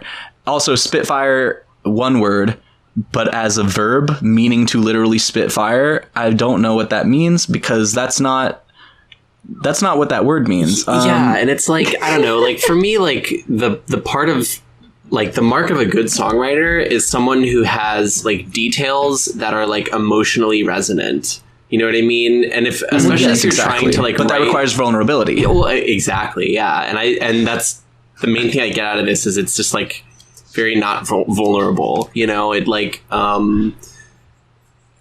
especially if you're writing a girl boss anthem, I want to be able to project my boss's face on it. You know what I mean? Like, yeah, or something. You know, I want to be able to relate to it. And that's the thing. I had a whole conversation with her of being like, okay, who is this about? Because are you the girl boss? Is this about somebody else that you're imagining? Is this like, you know, a like persona that you're putting on? And she's like, yeah, it's kind of like a character, I guess. And I'm like, okay, so what is this character? What is she like? And she's like, well, you know, like she's empowered. And I'm like, you know, like, what does that mean? And she's like, you know, she could like ruin a whole man's life. And I'm like, but like how? Like, what is she doing? Who is she? Why? What does she want? What does she need? She's like, she just wants to have a good time. And I'm like, but what does she consider a good time? And she's like, I don't know, like fun. Like, and this was like, and we just went back and forth like that. I swear to God for like 10 minutes. Oh my God. And I just like could get nothing out of her. And I was like, what is this character like? What does she wear? What does she like to do? Is she a party girl? Is she like flirty? Is she maybe more just like mysterious, or is she outgoing and bubbly? You know, is she like, you know, dark colors, bright colors? Is she like smiley, or does she have like kind of like a fierce, you know, like what is her expression? What does she project out into the world? What is her energy? Who is she? You know? Give me some kind of a vibe. Yeah. And Shelby kept on being like, well, she could be like, you know, I mean, like, it's cool when people are like friendly, but also kind of like mysterious, but like, like they like are fun, but like, but with an attitude. I'm like, who is this? What does this mean? It feels like the boardroom scene in The Simpsons where they're trying to come up with like, we need a new character for Richie and Scratchy, who's a dog named something like Poochie, right? For example, but better. And then everybody like they leave, and everybody's like, everybody fine with Poochie? Yeah, Poochie sounds good. You know, like yeah, like he's got an attitude. You know, like it feels so like boardroom. Like what does this mean to you, Shelby? Who is this? Yeah. Like why? Like if it doesn't mean anything to you, then you shouldn't be writing it. But then she wouldn't write anything, which is already what was happening. We have a song called Mayweather Blues that was literally about a guy who she like invited over for like a little get together around Halloween, and he like got super, he was like he was her manager at her job, and like he had kind of flirted with her, and she had kind of like politely turned him down, and she thought he was going to be chill about it, and she invited him over to this little get together, and he got like way too wasted and confessed his love to her and made her really uncomfortable, and she had to like again turn him down, and so he like slammed his face into a picture frame in her hallway, and so one of her guy friends had to like intervene and be like, you got to get out of here, man, you got to leave, you know. And the guy tried to fight her other friend, and they like pushed him out, and so he like hopped the fence and tried to crawled into her house through the dog door, and her mom had called the cops at this point, and so like the cops literally carried him out, and there's security camera footage of like him being carried out like horizontally by like two officers, and still trying to fight Shelby's friend. And it was like, you know, that's a pretty dramatic experience, you know. And if you look at the lyrics to that song Mayweather Blues, you get basically none of that. There is one line that refers to like, you broke into my house. And I think you should probably lead with that. I think you should probably paint a picture of like, what was it like? What did you experience? The fear that you felt when this crazy guy felt so entitled to you and your affections that he literally broke into your house. That's very violating. That is terrifying. That is like puts you in physical danger. And when you listen to the song, it just kind of sounds like a breakup song or like a, you know, whatever. The chorus is like, it was nice to meet you, but I'll see ya. Don't worry about it. I can let it go. I'm like, that's not like, and it's supposed to be like sarcastic maybe, but it doesn't come across that way, you know? Yeah. It's like, it just feels like a rejection song or whatever, like, and I don't want you, which is fine if that's what it is, but it's supposed to be a song about a guy who broke into your house. Write it about that. Write about, you know, make it feel violent, make it feel scary, make it intense like that, you know? Where is the energy of the story that it is based on, you know? Yeah. And that would always just be the issue, is even if you have perfect source material to draw from, you have to be vulnerable in order to actually make it resonate with an audience. You have to put them in your shoes, but that requires, you know, actually letting them know how you felt. And I think that's mainly what Shelby struggles with, is just not being able to be vulnerable on that level, you know, not being able to just let an audience in. I don't think she even lets herself in really in that way, you know? Yeah. I mean, it certainly sounds that way. I mean, especially like with some of the, I mean, to kind of tie things together a bit, like some of the other things you've mentioned about like, you know, she's like, who are we here to network with? Like she's not thinking about it like, you know, I am going to become friends with this person. I'm going to, or these people, and like experience opportunistic. Yeah. Experience the terror of being known so that I can know someone, you know? Well, yeah, I mean, it's not even like, let me just enjoy a live show. I just like music. Yeah. Like, because I would have to drag her out to shit, you know? I like... And at that point, I was kind of just like, what do any of you do this for? You know, like, why? What do you get out of it? You posted once, like not long ago, a couple months ago, about a situation. On May 11th, you tweeted that you were once at a Denny's about a year or two into your transition, and you were like just starting voice training, and then they made fun of you for it. What the fuck? What's up with that? Yeah.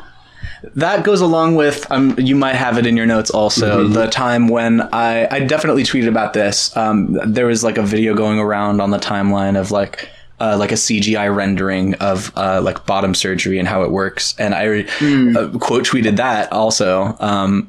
Basically, like I said, early on, there was a lot of just very casual transphobia that I chalked up to, you know, these people don't really understand it. They're clumsy. They don't get it, whatever. Yeah. And kind of like, you know, the excuse my racist grandma way, but like, you know, fuck your racist grandma. Honestly, I like, you know, but it's like, so it was one of those things where I very much made excuses for them and very much let's just like tried to be like, well, you know, they just don't understand. Like, they're not like trying to be mean. Like, they just don't get it, whatever, you know, and like, taking a lot of really just, frankly, transphobic treatment. And I think it took a long time. It took months after I left the band, honestly, to just be real with myself and go, yeah, no, these people are like deeply transphobic and they will never say it. They wouldn't admit to it. You know, they'll be like, no, I can't be transphobic. I have a trans friend. But like, you know, it's like, the people that you are, you know, it's defined by your actions. And when I like first joined the band, one of the first interactions that I really had with Shelby was just like invasive questions about my transition and like what I wanted out of it, and I was kind of like, you know, like, well, people ask these questions, you know, and I kind of, you know, gave a non-answer, I think.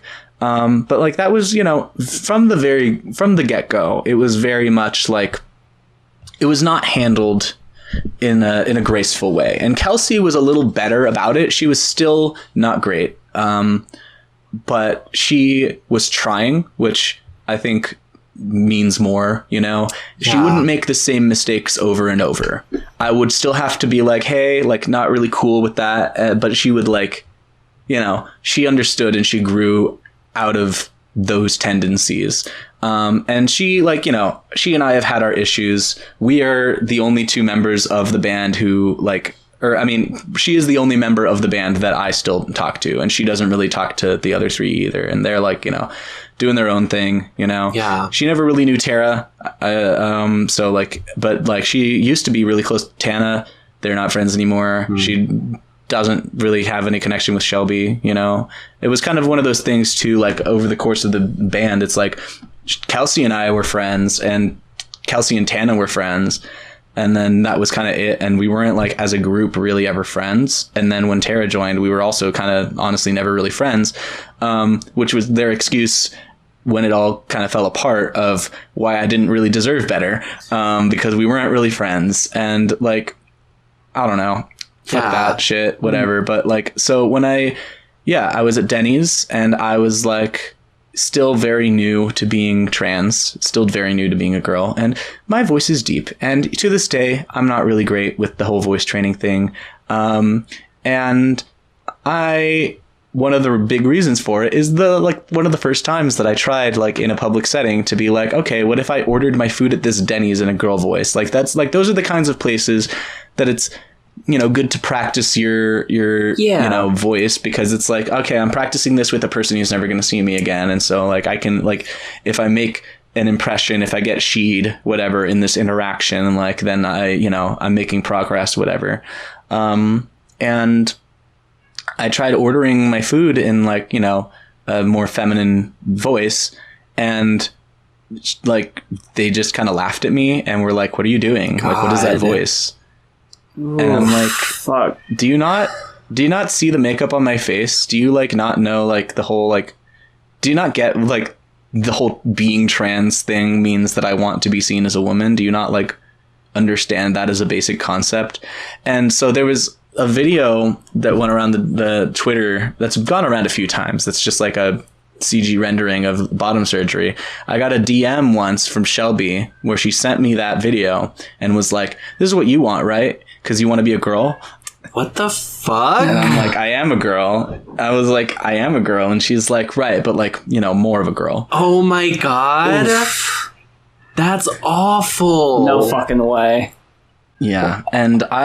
And that really just kind of honestly was one of the things, like I said, it took way too long to like get on hormones, and like I still don't really know if I want bottom surgery, but also that's none of anybody's business. Yeah. But like, it was very much something that early on kind of soured me to the idea of anything, because any like physical aspects of transition, any like external things that I could do other than makeup really were just kind of like met with this,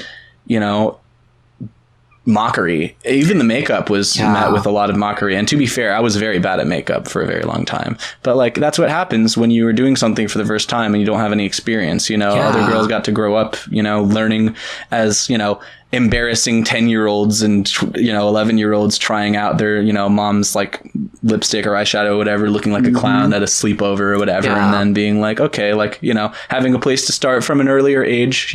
Some kids, like, parents don't let them wear makeup until they're a little older. That's fine too, but like, you guys started in like early high school. I didn't touch makeup for the first time until my junior year, and when I first came out, I had a friend who would do my makeup like in the mornings, because like I really didn't feel comfortable doing it myself. I had no idea what I was doing. And like I had friends kind of have to teach me, because they all had experience with it that I didn't have, And like, God. I don't know. I remember like the other girls around me like would be wearing makeup in like middle school, and like, if I had started that early, then it would have been about the same amount of time that it took me, to actually get decent at it. But it would have been at a much more respectable age, because it would have happened right out of my awkward teen phase. And I would suddenly be like, oh, now I'm an adult and I'm competent, rather than being like starting as a late teens, and getting good at it in my early 20s, and then finally being like not embarrassing at 24, like, because honestly, I do kind of feel like I've only now gotten to a point where I'm just like, I would look at my face. But like, it's a learning curve, and it's something that everybody's very cruel about. Everybody's very like, people don't give you a lot of grace for the things that, you have to learn from scratch that they already learned, Absolutely. In any aspect of, I'm autistic, like, so even just as far as social cues, like people don't give any of that grace to anybody because they just assume like, well, I know it, so you should.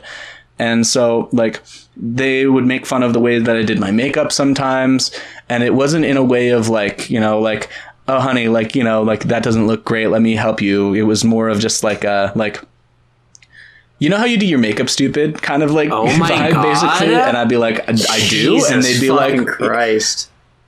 Like, I don't know. Like, I remember like just like and like it made me just like get very like scared to even experiment with makeup, honestly. And so I would stay doing the same exact makeup looks all the time, and I've really only barely branched out anyway. But like, you know, it's one of those things where like I, you know, like didn't feel, I don't know, comfortable like trying new things or like trying to, you know, step farther out of that closet, because every time I did, it was met with like mockery and scrutiny in ways that like everybody was just like kind of very casual about, and they kind of like treated it like it's like, oh, we're, you know, like we're just being silly, you know, we're just razzing you or whatever. And I'm just like, it doesn't feel that way. It does not feel that way at all. Yeah. I mean, fuck, no kidding. And like, yeah, and with like, you know, the transphobia that I would later experience once I started having a following, you know, once we started doing the TikTok, and suddenly, well, I started doing the TikTok and, you know, suddenly, quote unquote, we had, you know, hundreds of thousands of followers and like all these, you know, viral videos that were getting like, you know, hundreds of thousands, sometimes millions of views. It would suddenly be this thing where I would get this massive influx of like either, you know, outright transphobia or chasers, or a lot of the times a mix of both, which is, you know, it's our favorite. Seen that. It's our favorite. Yeah. And like, you know, gross older men, like talking about my body in ways that I didn't want them to, or, you know, somebody would be like, this video is fake because girls can't play guitar. And somebody else would reply, don't worry, she's not a real girl. Jesus Christ. So that's why. It was like a constant thing. And so and it was every day I would wake up to like hundreds of notifications, and like I would, you know, go through them because I'm the only one running all the socials, and I'd just be like, okay, block. Right. Sometimes I would give a snarky reply or whatever. And they would be like, they basically at a certain point were just like, why are you always like starting fights? You're always starting fights. And I'm like, I'm not starting fights. I'm being harassed. That's a different thing. Yeah. That's so I would rough. Like, you know, somebody would insult me and I would like bite back, or I would be like, fuck you or whatever. And they'd be like, that looks bad. You can't do that from the band account. And I'm like, okay, fair enough. So I start blocking, and like, you know, somebody would say some stupid shit and I'd block them. And then they'd make another account and be like, I can't believe you blocked me. You know, that's so fucking mean or whatever. And like be a big fucking crybaby. Or sometimes they would like message the other members or like be like whatever. I'd block them on my personal account, and they'd message the band account, and they'd be like, your guitarist blocked me. And like Shelby would be like, Aria, why are you always starting fights? Why are you always so aggressive? And I'm like, what the fuck? Shit. Like, I'm literally being harassed. If these people don't want me to fucking block them, they should shut the fuck up. Yeah. It's not that complicated. And like Kelsey like was kind of a little better. I mean, she was still very like, don't like, you know, actively, you know, shit talk people on the band account. I'm like, okay, fine, whatever, fair enough, you know. But like I would block somebody, and Shelby would be like, Aria, you're always starting fights. And Kelsey's like, what do you want her to do? She literally blocked the fucking person. Yeah. Like, and like, you know, and like they would just always make it out like I was constantly an aggressor. And I'm like, you don't know what it's fucking like, you know, to be literally harassed on the daily for your existence, and like have comments every day about like, you know, both sexualizing and objectifying you and dehumanizing you and saying that you're not a real woman, you're not a person, you're not fucking anything, whatever. Your guitar playing is fake because you're a girl and girls can't play guitar, but you're not a real woman. So like holy shit. Every fucking day. And literally like, I know that they can't fucking take the shit that they dish, you know, because I would try to get them to, you know, make videos with me because we're supposed to be a band and this is supposed to be the band account. And like on multiple occasions, like Tana specifically, who was one of the people who was the most like, she was always like, all right, you're always starting fights, you know, you need to stop, like, Aria, stop, you know.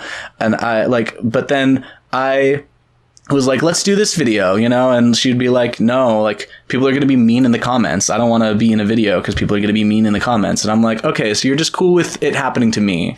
Right. Yes. Like, I don't know. And it was like, and she was afraid like people were going to be mean because she plays bass with a pick. And I'm like, honey, if that's what you're worried about, like if that alone is like too fucking hot to handle right there. Like, oh, you play bass with a pick.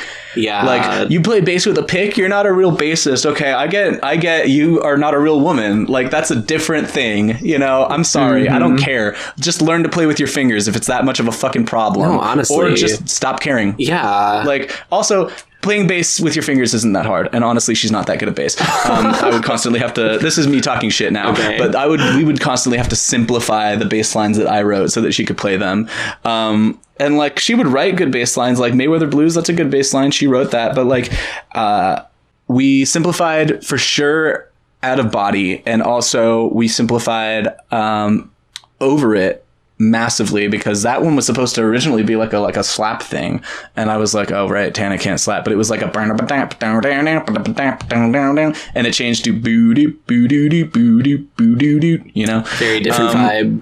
The one that bothered me the most was Karma, because I had this like syncopated bass line and it wasn't even hard. It was like a boo doo boo boo doo doo on the bridge, and Tana did like a boo doo boo boo doo boo, and I'm like, that's a completely different. That you just removed the syncopation. Thanks. Yeah. That's crazy. And I don't know. And it was just like little things, like constantly I would be like, you know, anytime somebody was rude to me on the internet and I responded in any way, or even didn't respond and just blocked them, they'd be like, well, you know, like, I mean, if you're always starting fights, yeah, like, you know, our Twitter got suspended. The band Twitter got suspended because of something that happened on my main account, which I don't even understand that. That's but so weird. Literally, like, I was getting harassed by a bunch of TERFs and they were like, you know, dogpiling me, and I like was telling them to fuck off, and my account got banned because, of course, this was pre-Elon, but, you know, still fuck, you know, Twitter. And I literally was like, I fucking, you know, got suspended, and it somehow, because it was linked to the band account, even though nothing happened on the band account got fucking, you know, suspended too. And they were mad at me over this. And I'm like, sorry, I got fucking like brigaded by TERFs. You know, I mean, that's kind of what happens when you're trans. Yeah. You know, they were not sympathetic at all to like, there was no like, I'm sorry people are harassing you online. That's terrible. It's terrible that, you know, both of the accounts were suspended because you were getting harassed. That sucks. Right. There was none of that. It was, why are you starting fights with people, Arya? You ruined everything. And like, yeah, you know, and especially because like they're basically relying on you to run these socials, which you clearly have been running very competently, because, you know, both Moth and I heard about the band because of the social media that you ran. And then you're getting harassed just for existing, and then they're blaming you for being the aggressor for it. That's just fucking horrible. When all of them are too fucking chicken shit to be in the spotlight themselves, like literally, right. And they don't know how. They just don't know how. Like, Shelby would constantly be like, I want to start making TikToks. And I'm like, okay, start doing it. And she'd be like, I don't understand how this app works. How do I edit? How do I make this video do that or whatever? And I'm like, just like 11-year-olds use this app. It's not that hard. Figure it out. You know, like literally like kids in middle school will fucking get on this app and be making videos like every day. And you can't make like anything. And she would like talk to the camera like she's fucking Steve from Blue's Clues. Like, she'd be like, hey guys, like, you know, very like, hey kids, we're gonna, you know, let's check the mail. Here's the mail. It never fails. Like, it was such a, like a fucking like, you know, baby talk energy. And I'm like, Shelby, just talk to the camera like it's a person. Like, talk like a, you know, have some kind of camera presence that maybe, you know, is not like 100% just conversational, but like, you're not like the Wiggles, you know, right. Like you're not putting on a show that way. Or she would be like, try to follow like TikTok trends or try to do like things that she had seen before. But it's like such a fucking like, it would be like an imitation. It'd be like, you know, she really wanted to be like, we're a girl band, so obviously blah, blah, like, you know, that trend of like, you know, right. Yes. Or like, you know, pass the phone to the one who blah, blah, blah. And I'm like, and she would always want to do this like a year after the trend was already like dead. When it comes to Instagram Reels is when she would be like, this new trend. And I'm like, oh honey. And I didn't like following TikTok trends because frankly, those videos age badly because the trend dies every single time. Yeah. The thing that was working for us was consistency and having something that was specific and unique. And I could, like just make a video at any time and you could watch it months and months later and it would still be equally funny and equally entertaining because it didn't rely on anything that was from like a zeitgeist, if sometimes it would be relevant to something that was happening in, out in the world. Like maybe I would cover a song that was in a movie or something, but like the art itself stands on its own, and that's how I wanted it to be. And it was very like, we need to be following trends. They would micromanage. They would like try to constantly like give me direction on how to do my job that nobody else wanted to do in the first place, but everybody wants to say. And I would be like, let me do what I'm good at because it's working. And when you do it, it does not work, which is why I'm the one who does it. Like, it's really that fucking simple, This is not your department. If you don't trust me to do a good job, then I just won't fucking do it. If you want to take over, if you want to fucking be the one who does it, like, but that's like, it's not my, I'm not going to be the one who's doing all this fucking work and not even have creative control over things that I'm doing alone, Right. Like it's one thing as a band to not be like, full creative control over the music. That's fucking fine. Whatever. I mean, it was a pain in the ass because I would constantly be writing and they'd be constantly like, can we change this? Can we change that? And I'd be like, that was kind of the whole point of the song, like what if we took this song that you wrote in this genre and made it a completely different genre or whatever? And I'm like, okay, you could just write a different song, like, and not that I'm like not down to collaborate, but it was very much like, rather than adding, they would always want to subtract, it was never like, oh, I like what you have here. What if I added this to it? What if I did that to it? And then they would give like a vocal melody or a, new part or whatever. Like, oh, I have this bass line that might go well with that. It was always like, well, I mean, is this too rock? Is this too pop? Is this too whatever, like, and just like picking apart what was there rather than adding anything to it, contributing anything that could change what it is and make it what you want it to be. Like, just do that, And when it came to the socials and everything, it was very much just like, they wanted me to do it their way. They wanted me to do it in a way that they thought would work because they like don't understand social media. And like to this day, they still fucking don't. Yeah. And they like, and I don't fucking feel like doing TikTok right now, like I might go back to it at some point. I've been thinking about just making videos for me and just putting out shit that's like fun for me. I've talked about like doing maybe like guitar videos again, but like make them a little bit like thirst trap because I feel sexy now. But hell like, that's like, but that's for me, and that's one of those things where like, I've also thought maybe if I do videos like that, I would do them elsewhere and not on TikTok because the audience that I curated on that TikTok was very much, I was trying to appeal to like normie rock listeners who would like Hoity-Toity and they didn't even end up liking Hoity-Toity. So now I just have a bunch of normie rock listeners. Yeah. And I would love to be on the like trans femme side of TikTok. Maybe I will work on that. I don't know, but it's like, it's exhausting to like not get any. And this is I made a joke once. I don't remember if I tweeted it or if I saved it in the drafts, but I was like, I'm a little bit non-binary, but I would never use they pronouns because people already always attribute my achievements to groups of people. Oh my god. That's so funny. Holy shit. Like people would be like, they are so good on TikTok. And I'm like, yeah, we. The royal we, if you will. Oh yeah. Yeah. No, I honestly, the royal we is so good. I love it. My girlfriend Val uses the royal we when talking about herself all the time, and it's honestly so darling. Like I'm just like, aw, literally queen shit. I have two final questions. What do you have going on now or next? And then my other question is, if you could, quickly run us through your favorite makeup routine. Because honestly, girl, I'm like looking at your looks all the time and I'm like, damn, like that's cool shit, So that's that. The second question is more for me because I just want to know. That's cute. Let me do your makeup sometime. Yeah, ooh, by all means. Doing any shows in Texas? So not shows, but I've been trying to travel more. I have a cross country trip that I'm working on planning out because I want to move to the East Coast. Okay, so I don't know. We'll work it out. And also, if like, well, to answer the first question, I am working on a solo record.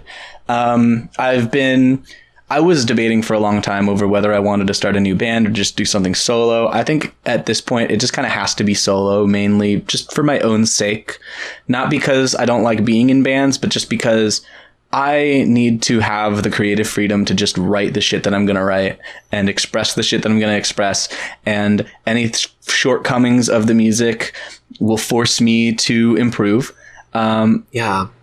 And anything that like I'm not satisfied with is, you know, a jumping off point for the next thing. And that's just how I want to approach it for right now, is just, you know, learn how to do this shit on my own, and get used to being the decision maker, because I spent a long time really just kind of asking for permission. And I think not just in music, but in all aspects of my life, like asking for permission, trying to compromise, trying to be something that other people around me would be okay with me being. And I don't like living like that. And I never want to live like that again. And so just, I mean, that's one of the reasons that I want to move. And that's one of the reasons why just like everything in my life, I am, you know, very much, like I said earlier, like your new life costs you your old one. I already fucking, you know, threw all that shit down the drain, you know, like that's gone, you know, and I'm kind of just in this point of like, what do I want to keep? What is me and what is not, you know? And I think I got to figure that out on my own. So that's the solo music. Polly Pocketknife is what it will be released under. Hell yeah. I've thought about maybe at some point, you know, getting other people involved, maybe in a collaborative way, but probably more as like a feature rather than, you know, bandmates, or like a co-writer or whatever. But like, cause I like having people to bounce off of, but I want the direction to be mine. I want it to be my vision and my ideas, and just kind of prove to myself, really. I don't care about the streams. I don't care about fucking, you know, like, there was a time like right after I got out of Hoity-Toity when I was like, I'll show them. And like, I don't fucking care. They're not going to listen to it anyway. They don't listen to music. Yeah. And you should do it for yourself. They listen to like 21 Pilots and 30 Seconds to Mars. You know, that's not my fucking problem. Yeah. I want to make music that I would listen to and that I can feel proud showing people. Because the thing is, honestly, when I was in Hoity-Toity, one of the big things that really made me want to quit was I realized at a certain point when people would recognize me from Hoity-Toity, I was a little embarrassed, you know, or like when people recognized me from TikTok, or when people, you know, would think of that as like my existence, my legacy, my creative output is this band, I would be like, that can't be all I am, you know, that can't be how people see me, because it's not who I am, and it doesn't feel like me, you know. It doesn't feel like, none of those songs feel like me. There are bits and pieces that are like, okay, that feels like a choice that I made among a flurry of other decisions that I would mostly change. And I don't think it's necessarily bad. I mean, I'm too biased, obviously, just by like interpersonal struggles to really objectively listen to the music and say how I would feel about it if I had never heard of this band and was hearing it for the first time. But I don't think I would hate it. I think it would just be nothing. And, you know, I don't want that to be what I'm known for. I don't want it to be the thing that I made. I want to have something that has my name on it that I can say, look, this is me. You know, if you listen to this, you will understand me a little bit better. Because I never felt like that was something that I got out of that band. And as far as my makeup, I'm honestly, I'm trying to get more into experimenting with eyeshadow looks. I did a look the other day for literally a play date. Like people like hear the word play date and they're like, ooh, sexy. It's like, no, we literally built a Lego set. Oh, hell yeah. And Nice. I was like, well, what if I got cute? You know, like what if I got really dolled up? I got really stoned, which was the reason that I suddenly felt sexy. But I was like, what if I have like, my girlfriend has like that sparkly top. If you look in my media tab, you'll see it. But like, you know, I had this sparkly top that I had like not yet worn, but there's like a pink one that I had worn for like a queer emo night. And I was like, you know, giving Chapel Rowan vibes. I'm like, okay, yeah, pink and fucking sparkly. And like, you know, I needed to fucking be gay and dance my ass off and get sweaty. And I did all those things. And then I got COVID. We're masked, everybody. Wear a fucking mask. I've been trying to get better on that also. Like other unrelated issue. I just, you know, part of loving myself, I think, is taking seriously the world that I live in, which is something that I have often been in denial about. For example, when I thought, if I just, you know, slow my roll on transitioning, maybe people will accept me more. And that was also just fucking delusional. Yeah. So I think, you know, being real about the world and how things are, definitely a new hot, sexy way to live. Couldn't agree more. I've been like semi COVID conscious. Like I'm masking, like, you know, like sometimes going to shows, but I've been so inconsistent. And I'm just like, I gotta get my shit together, because like honestly, that was like fucking terrible to get COVID and then realize that everybody else I knew was also getting COVID and go, oh, we're doing the surge thing again. I'm stupid. Yeah. I gotta, like, you know, and I think everybody who has been taking this seriously is like kind of rolls their eyes a little bit, but like, you know, better late than never. Care about the world. If you listening have not yet gotten on this train, not too late. Masking tomorrow, if you have not masked yesterday, is better than not doing it at all. So I had this like sparkly top that my girlfriend has that she hasn't worn in ages, and I was like, yoink. And I so real. Thought for a second, wait, I have these like leather pants that I like used to wear for like, you know, like to be like rock, you know, whatever. But I'm like, what if I put this with this little pop star top?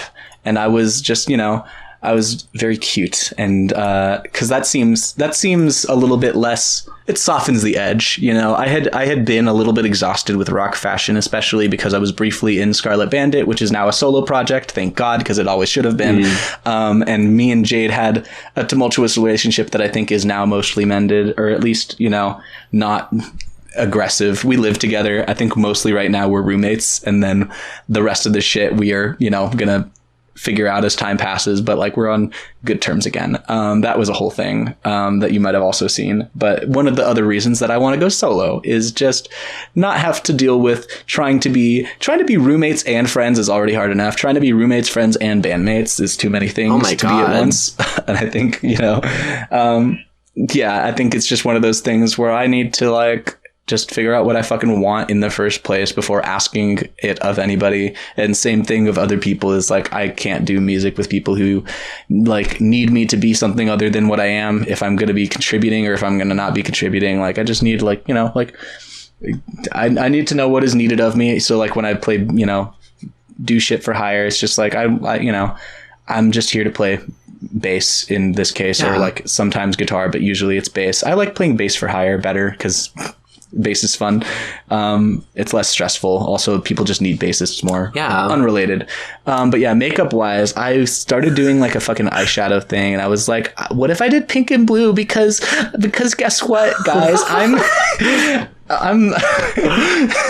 and so and also I was just like, this is so 80s. Like, this is so fucking like, I was thinking a little bit, honestly, Madonna, but I don't think it came out Madonna at all. But it did come out maybe a little bit Debbie Harry. Okay. I don't know. But I wasn't really, it wasn't like, I wasn't going for any of that in terms of like looking at inspo and like trying to like channel it. It was more just like pretty colors. Yeah. And like with the sparkly and the leather, and I put a leather jacket on over it, and I don't know. Great look. I felt cute. I like to overline my lips, really emphasize my Cupid's bow. I know a lot of people who overline their lips to de-emphasize the Cupid's bow. I don't like that as much. I like having a little triangle there. And I think honestly what it comes from is that my older sister, when I was a kid, who like is not part of my life anymore. Hasn't been for like since 2009. But oh gosh, I very distinctly remember when we were kids, she commented on like she had a very small Cupid's bow, and she was like, "How come other people have like a little divot here and I don't really have one?" And I was just like, "Huh." I don't know. It was like something where I was just like, I had never really thought about the Cupid's bow, and then like it became a thing, and I was like, I love the way that looks on mouths. You know, I'm just absolutely. like, ooh, Cupid's bow. Yeah. So I always emphasize mine. And I like eyeliner. I usually do winged eyeliner, but I like the eyeshadow. Honestly, I've been getting into the color a bit more because I think my eyes are so big, and for my entire life have been like my defining facial features. People are like, you have such big brown eyes. And I'm like, I feel like Mort from Madagascar. You know what I'm talking about? Yeah. That's the lemur with the fucking giant eyes. That's how I feel sometimes. And so I'm like, well, I don't want to de-emphasize them, but I feel like my face is unbalanced, which is a weird thing to say about your face. There's so much going on in the eye, like that it needs to have something to frame it, you know? Otherwise, they're just like, what are those things, you know? And so I always do like a little eyeliner or eyeshadow. I've been experimenting a little bit with just mascara. I'm not quite sure I like that yet, or like a very light eyeliner and mainly just mascara. Yeah. But I think my eyes definitely need some kind of frame. So I always kind of do either eyeliner or eyeshadow or both. And then a lot of mascara. And I just kind of do like basic like concealer over the areas that have like facial hair to conceal that. And then and foundation that I use two. One is slightly lighter and one is slightly darker, and I don't really do a contour. Really, it's just kind of like a slight, like so subtle that you really can't see it. Honestly. I love a subtle contour. It's so good. Anyway, sorry to cut you off. It's very. I don't always do it, and when I do it, nobody ever comments on it, so I don't really feel like it does a lot. But for me, it's just that like the way that my hair frames my face, I kind of think about like just the slightly darker on the cheeks. Also because my skin is uneven tones. Like my arms are so much darker than my neck, but my shoulders are so much lighter. And that's just because of the way that I tan and the way that like I wear like short sleeve shirts all the time. I don't have a lot of tank tops. I don't really wear like bikinis or anything. I got to get into bralettes. That's the new frontier once because now that I like high waisted pants, I got to get into the bralettes so I can be like the tiny shirt, big pants gang. Yes. Cause I like crop tops. But usually I'm right doing now. like, short sleeves. Yeah, so usually I'm doing short sleeves, so if I pull up my sleeves or if I wear a tank top, it's like the shoulder versus the like forearm, completely different colors. My neck is a completely different color. And so I'm like, okay, having a slight, gradient here on my face skin makes it look more like it's my face and not like it's a mask of my face. And the eyebrows, I pluck them. I used to have big fucking eyebrows. I was so cursed to be coming out in 2016 of all years, and that being the time that I tried to learn how to do makeup.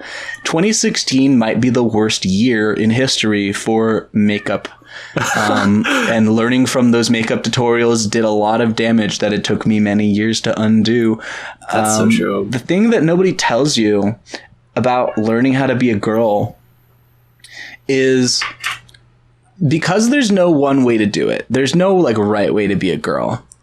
But also because everybody kind of thinks of themselves in very like concrete terms. People assume things about themselves that are innate that are not necessarily, which is something that obviously being trans you have to very much question. Yes. But like, so everybody thinks that the way they do it is the right way. And people will very confidently a lot of the times just teach you and be like, don't do this, never do that. And I never really understood why. And so one of the hard things about being like learning how to girl is learning why people do certain things. Why do you wear a certain item of clothing other than just like the way it looks? Like, what does it do to your body? How does it, what does it emphasize? What does it de-emphasize? Same with makeup, same with hair, same with anything. I don't do a lot with my hair because it's like my one naturally feminine feature that I've always had. That's just like my long, smooth, straight hair. That like before I even knew that I was trans, everybody would think I was a girl from behind. And I was like, that makes me happy for some reason. Same. And I grew my hair out. I started growing my hair out like a decade ago, a little over a decade ago was the last time I had like a real haircut. I've gotten a trim since then, but that's it. And like my friend Jamie dyed a streak in it, and gave me like just like a slight trim, but that's really it. I've dyed the tips of my hair in 2016.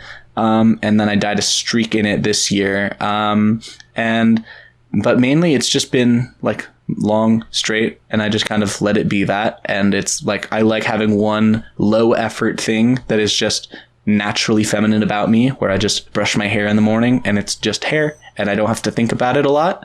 It's very affirming for me. I think it's good to just have a natural feature that I like about myself, because a lot of things I've had to very actively work for, and that's frustrating. That's so real. And I like my body more now, thanks to the hormones. A lot. It's a lot nicer now.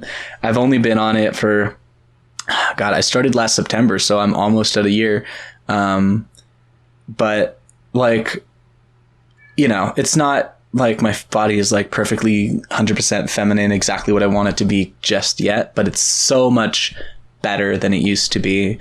And it's one of those things where like I was walking like a couple months ago with the sun behind me, and I looked at my shadow in front of me and I was like, oh my God, that's a girl. Yeah, that's such powerful shit, right?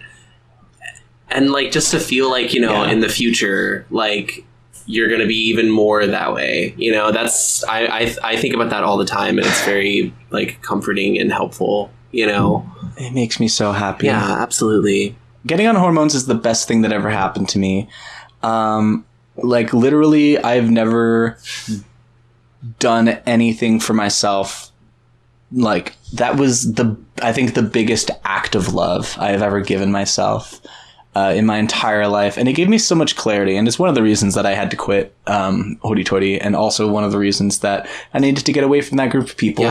And I also think it's one of the reasons that they were so willing to dispose of me, but that's life. You develop autonomy, you realize who you want to be and that it doesn't align with who other people want you to be, and you have to choose. And it's not easy, but it's also always so much more worth it to be your actual self and not fucking have to lie to yourself every single day about, who you are, who you want to be, and just stay.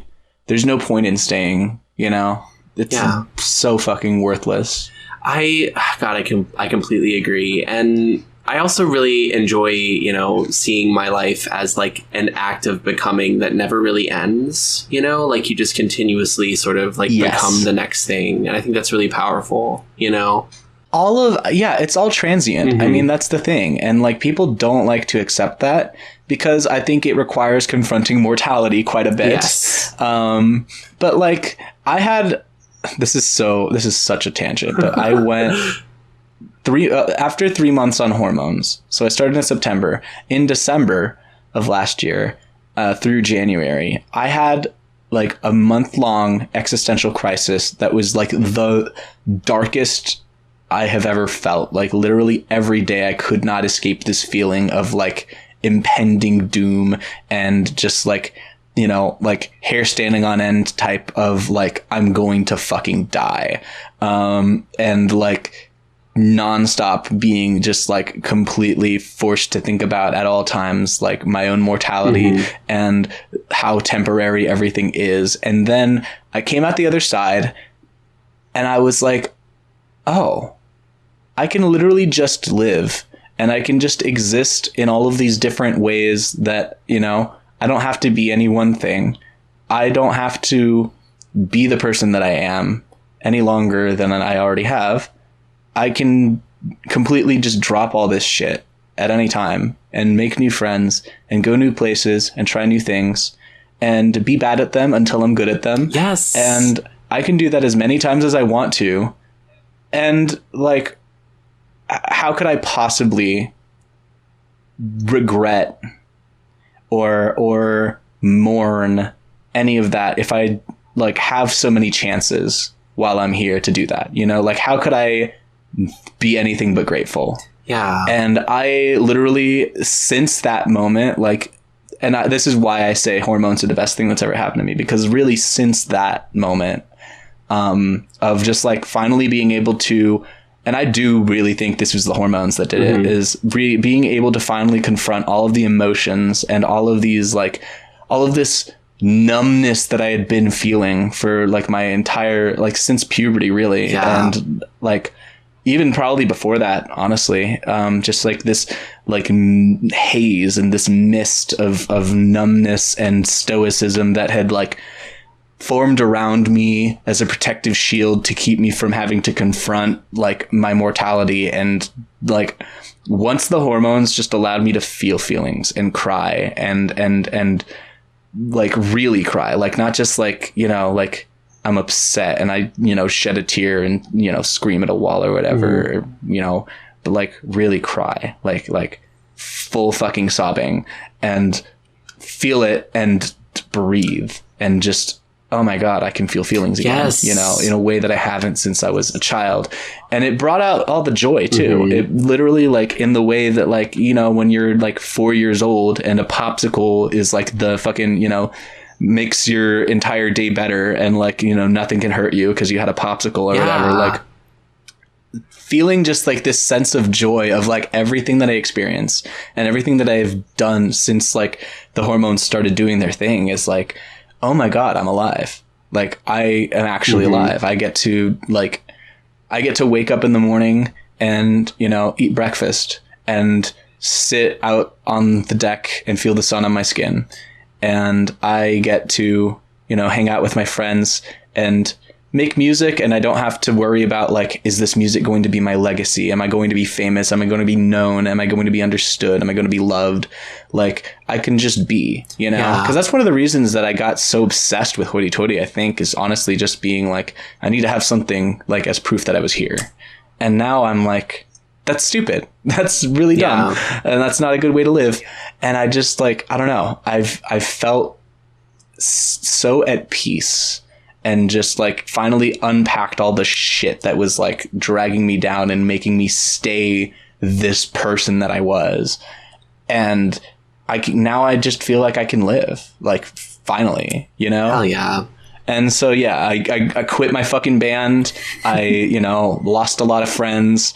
I, you know, had this fucking, you know, huge falling out with a bunch of people, both in and out of that band. And I, like, just in my life in general, like I've, you know, it's been very tumultuous. It's been a lot of hard conversations, hard realizations, shit that was, you know, hard pills to swallow. But once I finally swallowed them, I was just like, oh, like I'm still alive. The next day I'm still alive, you know? And the next day I'm still alive, and the next day. And one day I won't be, and that's fine. But like I am living on my own terms. Like I can just do that now. And so, yeah, I fuck being in groups of people that hold you back. Live, choose life. There is still time. There's still time. Yeah.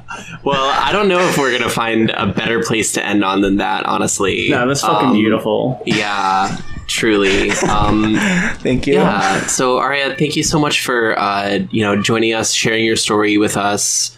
Or your stories, I should say. That we covered a lot of ground on this one. My tangents, my info dumps and whatnot. Well, honestly, I was fucking eating it up. I think my mouth has been more agape like this episode than like any other one we've done so far. Just like unbelievable shit. So truly, thank you. Oh, what a saga. What a saga this has been. Oh, what a saga indeed. I didn't even realize how many things I had to say until my mouth just kept going. Well, it's like 8 years of shit, you know, I get that. Yeah. Oof, that's the name of the episode. 8 years of shit. 8 years of shit. There you go. Oh my god. Make sure to follow Arya, Polly Pocketknife on Twitter. That's 1L, by the way. I didn't realize that for an embarrassingly long time. So, see, it's because it's the maximum number of characters. Oh my god! But also because I'm Polly. Oh, you get it? I get it. Yeah. Polly girls rise up. So yeah, Polly with 1L. Hell yeah. Okay. Other platforms, I think Instagram, it's polly.pocketknife and it's 2 L's. Because the name is Polly with 2 L's, but the @ on Twitter, because maximum characters, it's 1L. Yeah, we'll catch you on the next one. See you then. Hell yeah. Stay strong, bitches. The theme song for She They Just Like Me For Real is performed by Stella Dolce. You can follow Stella on TikTok and Instagram and hear her music across all major streaming platforms.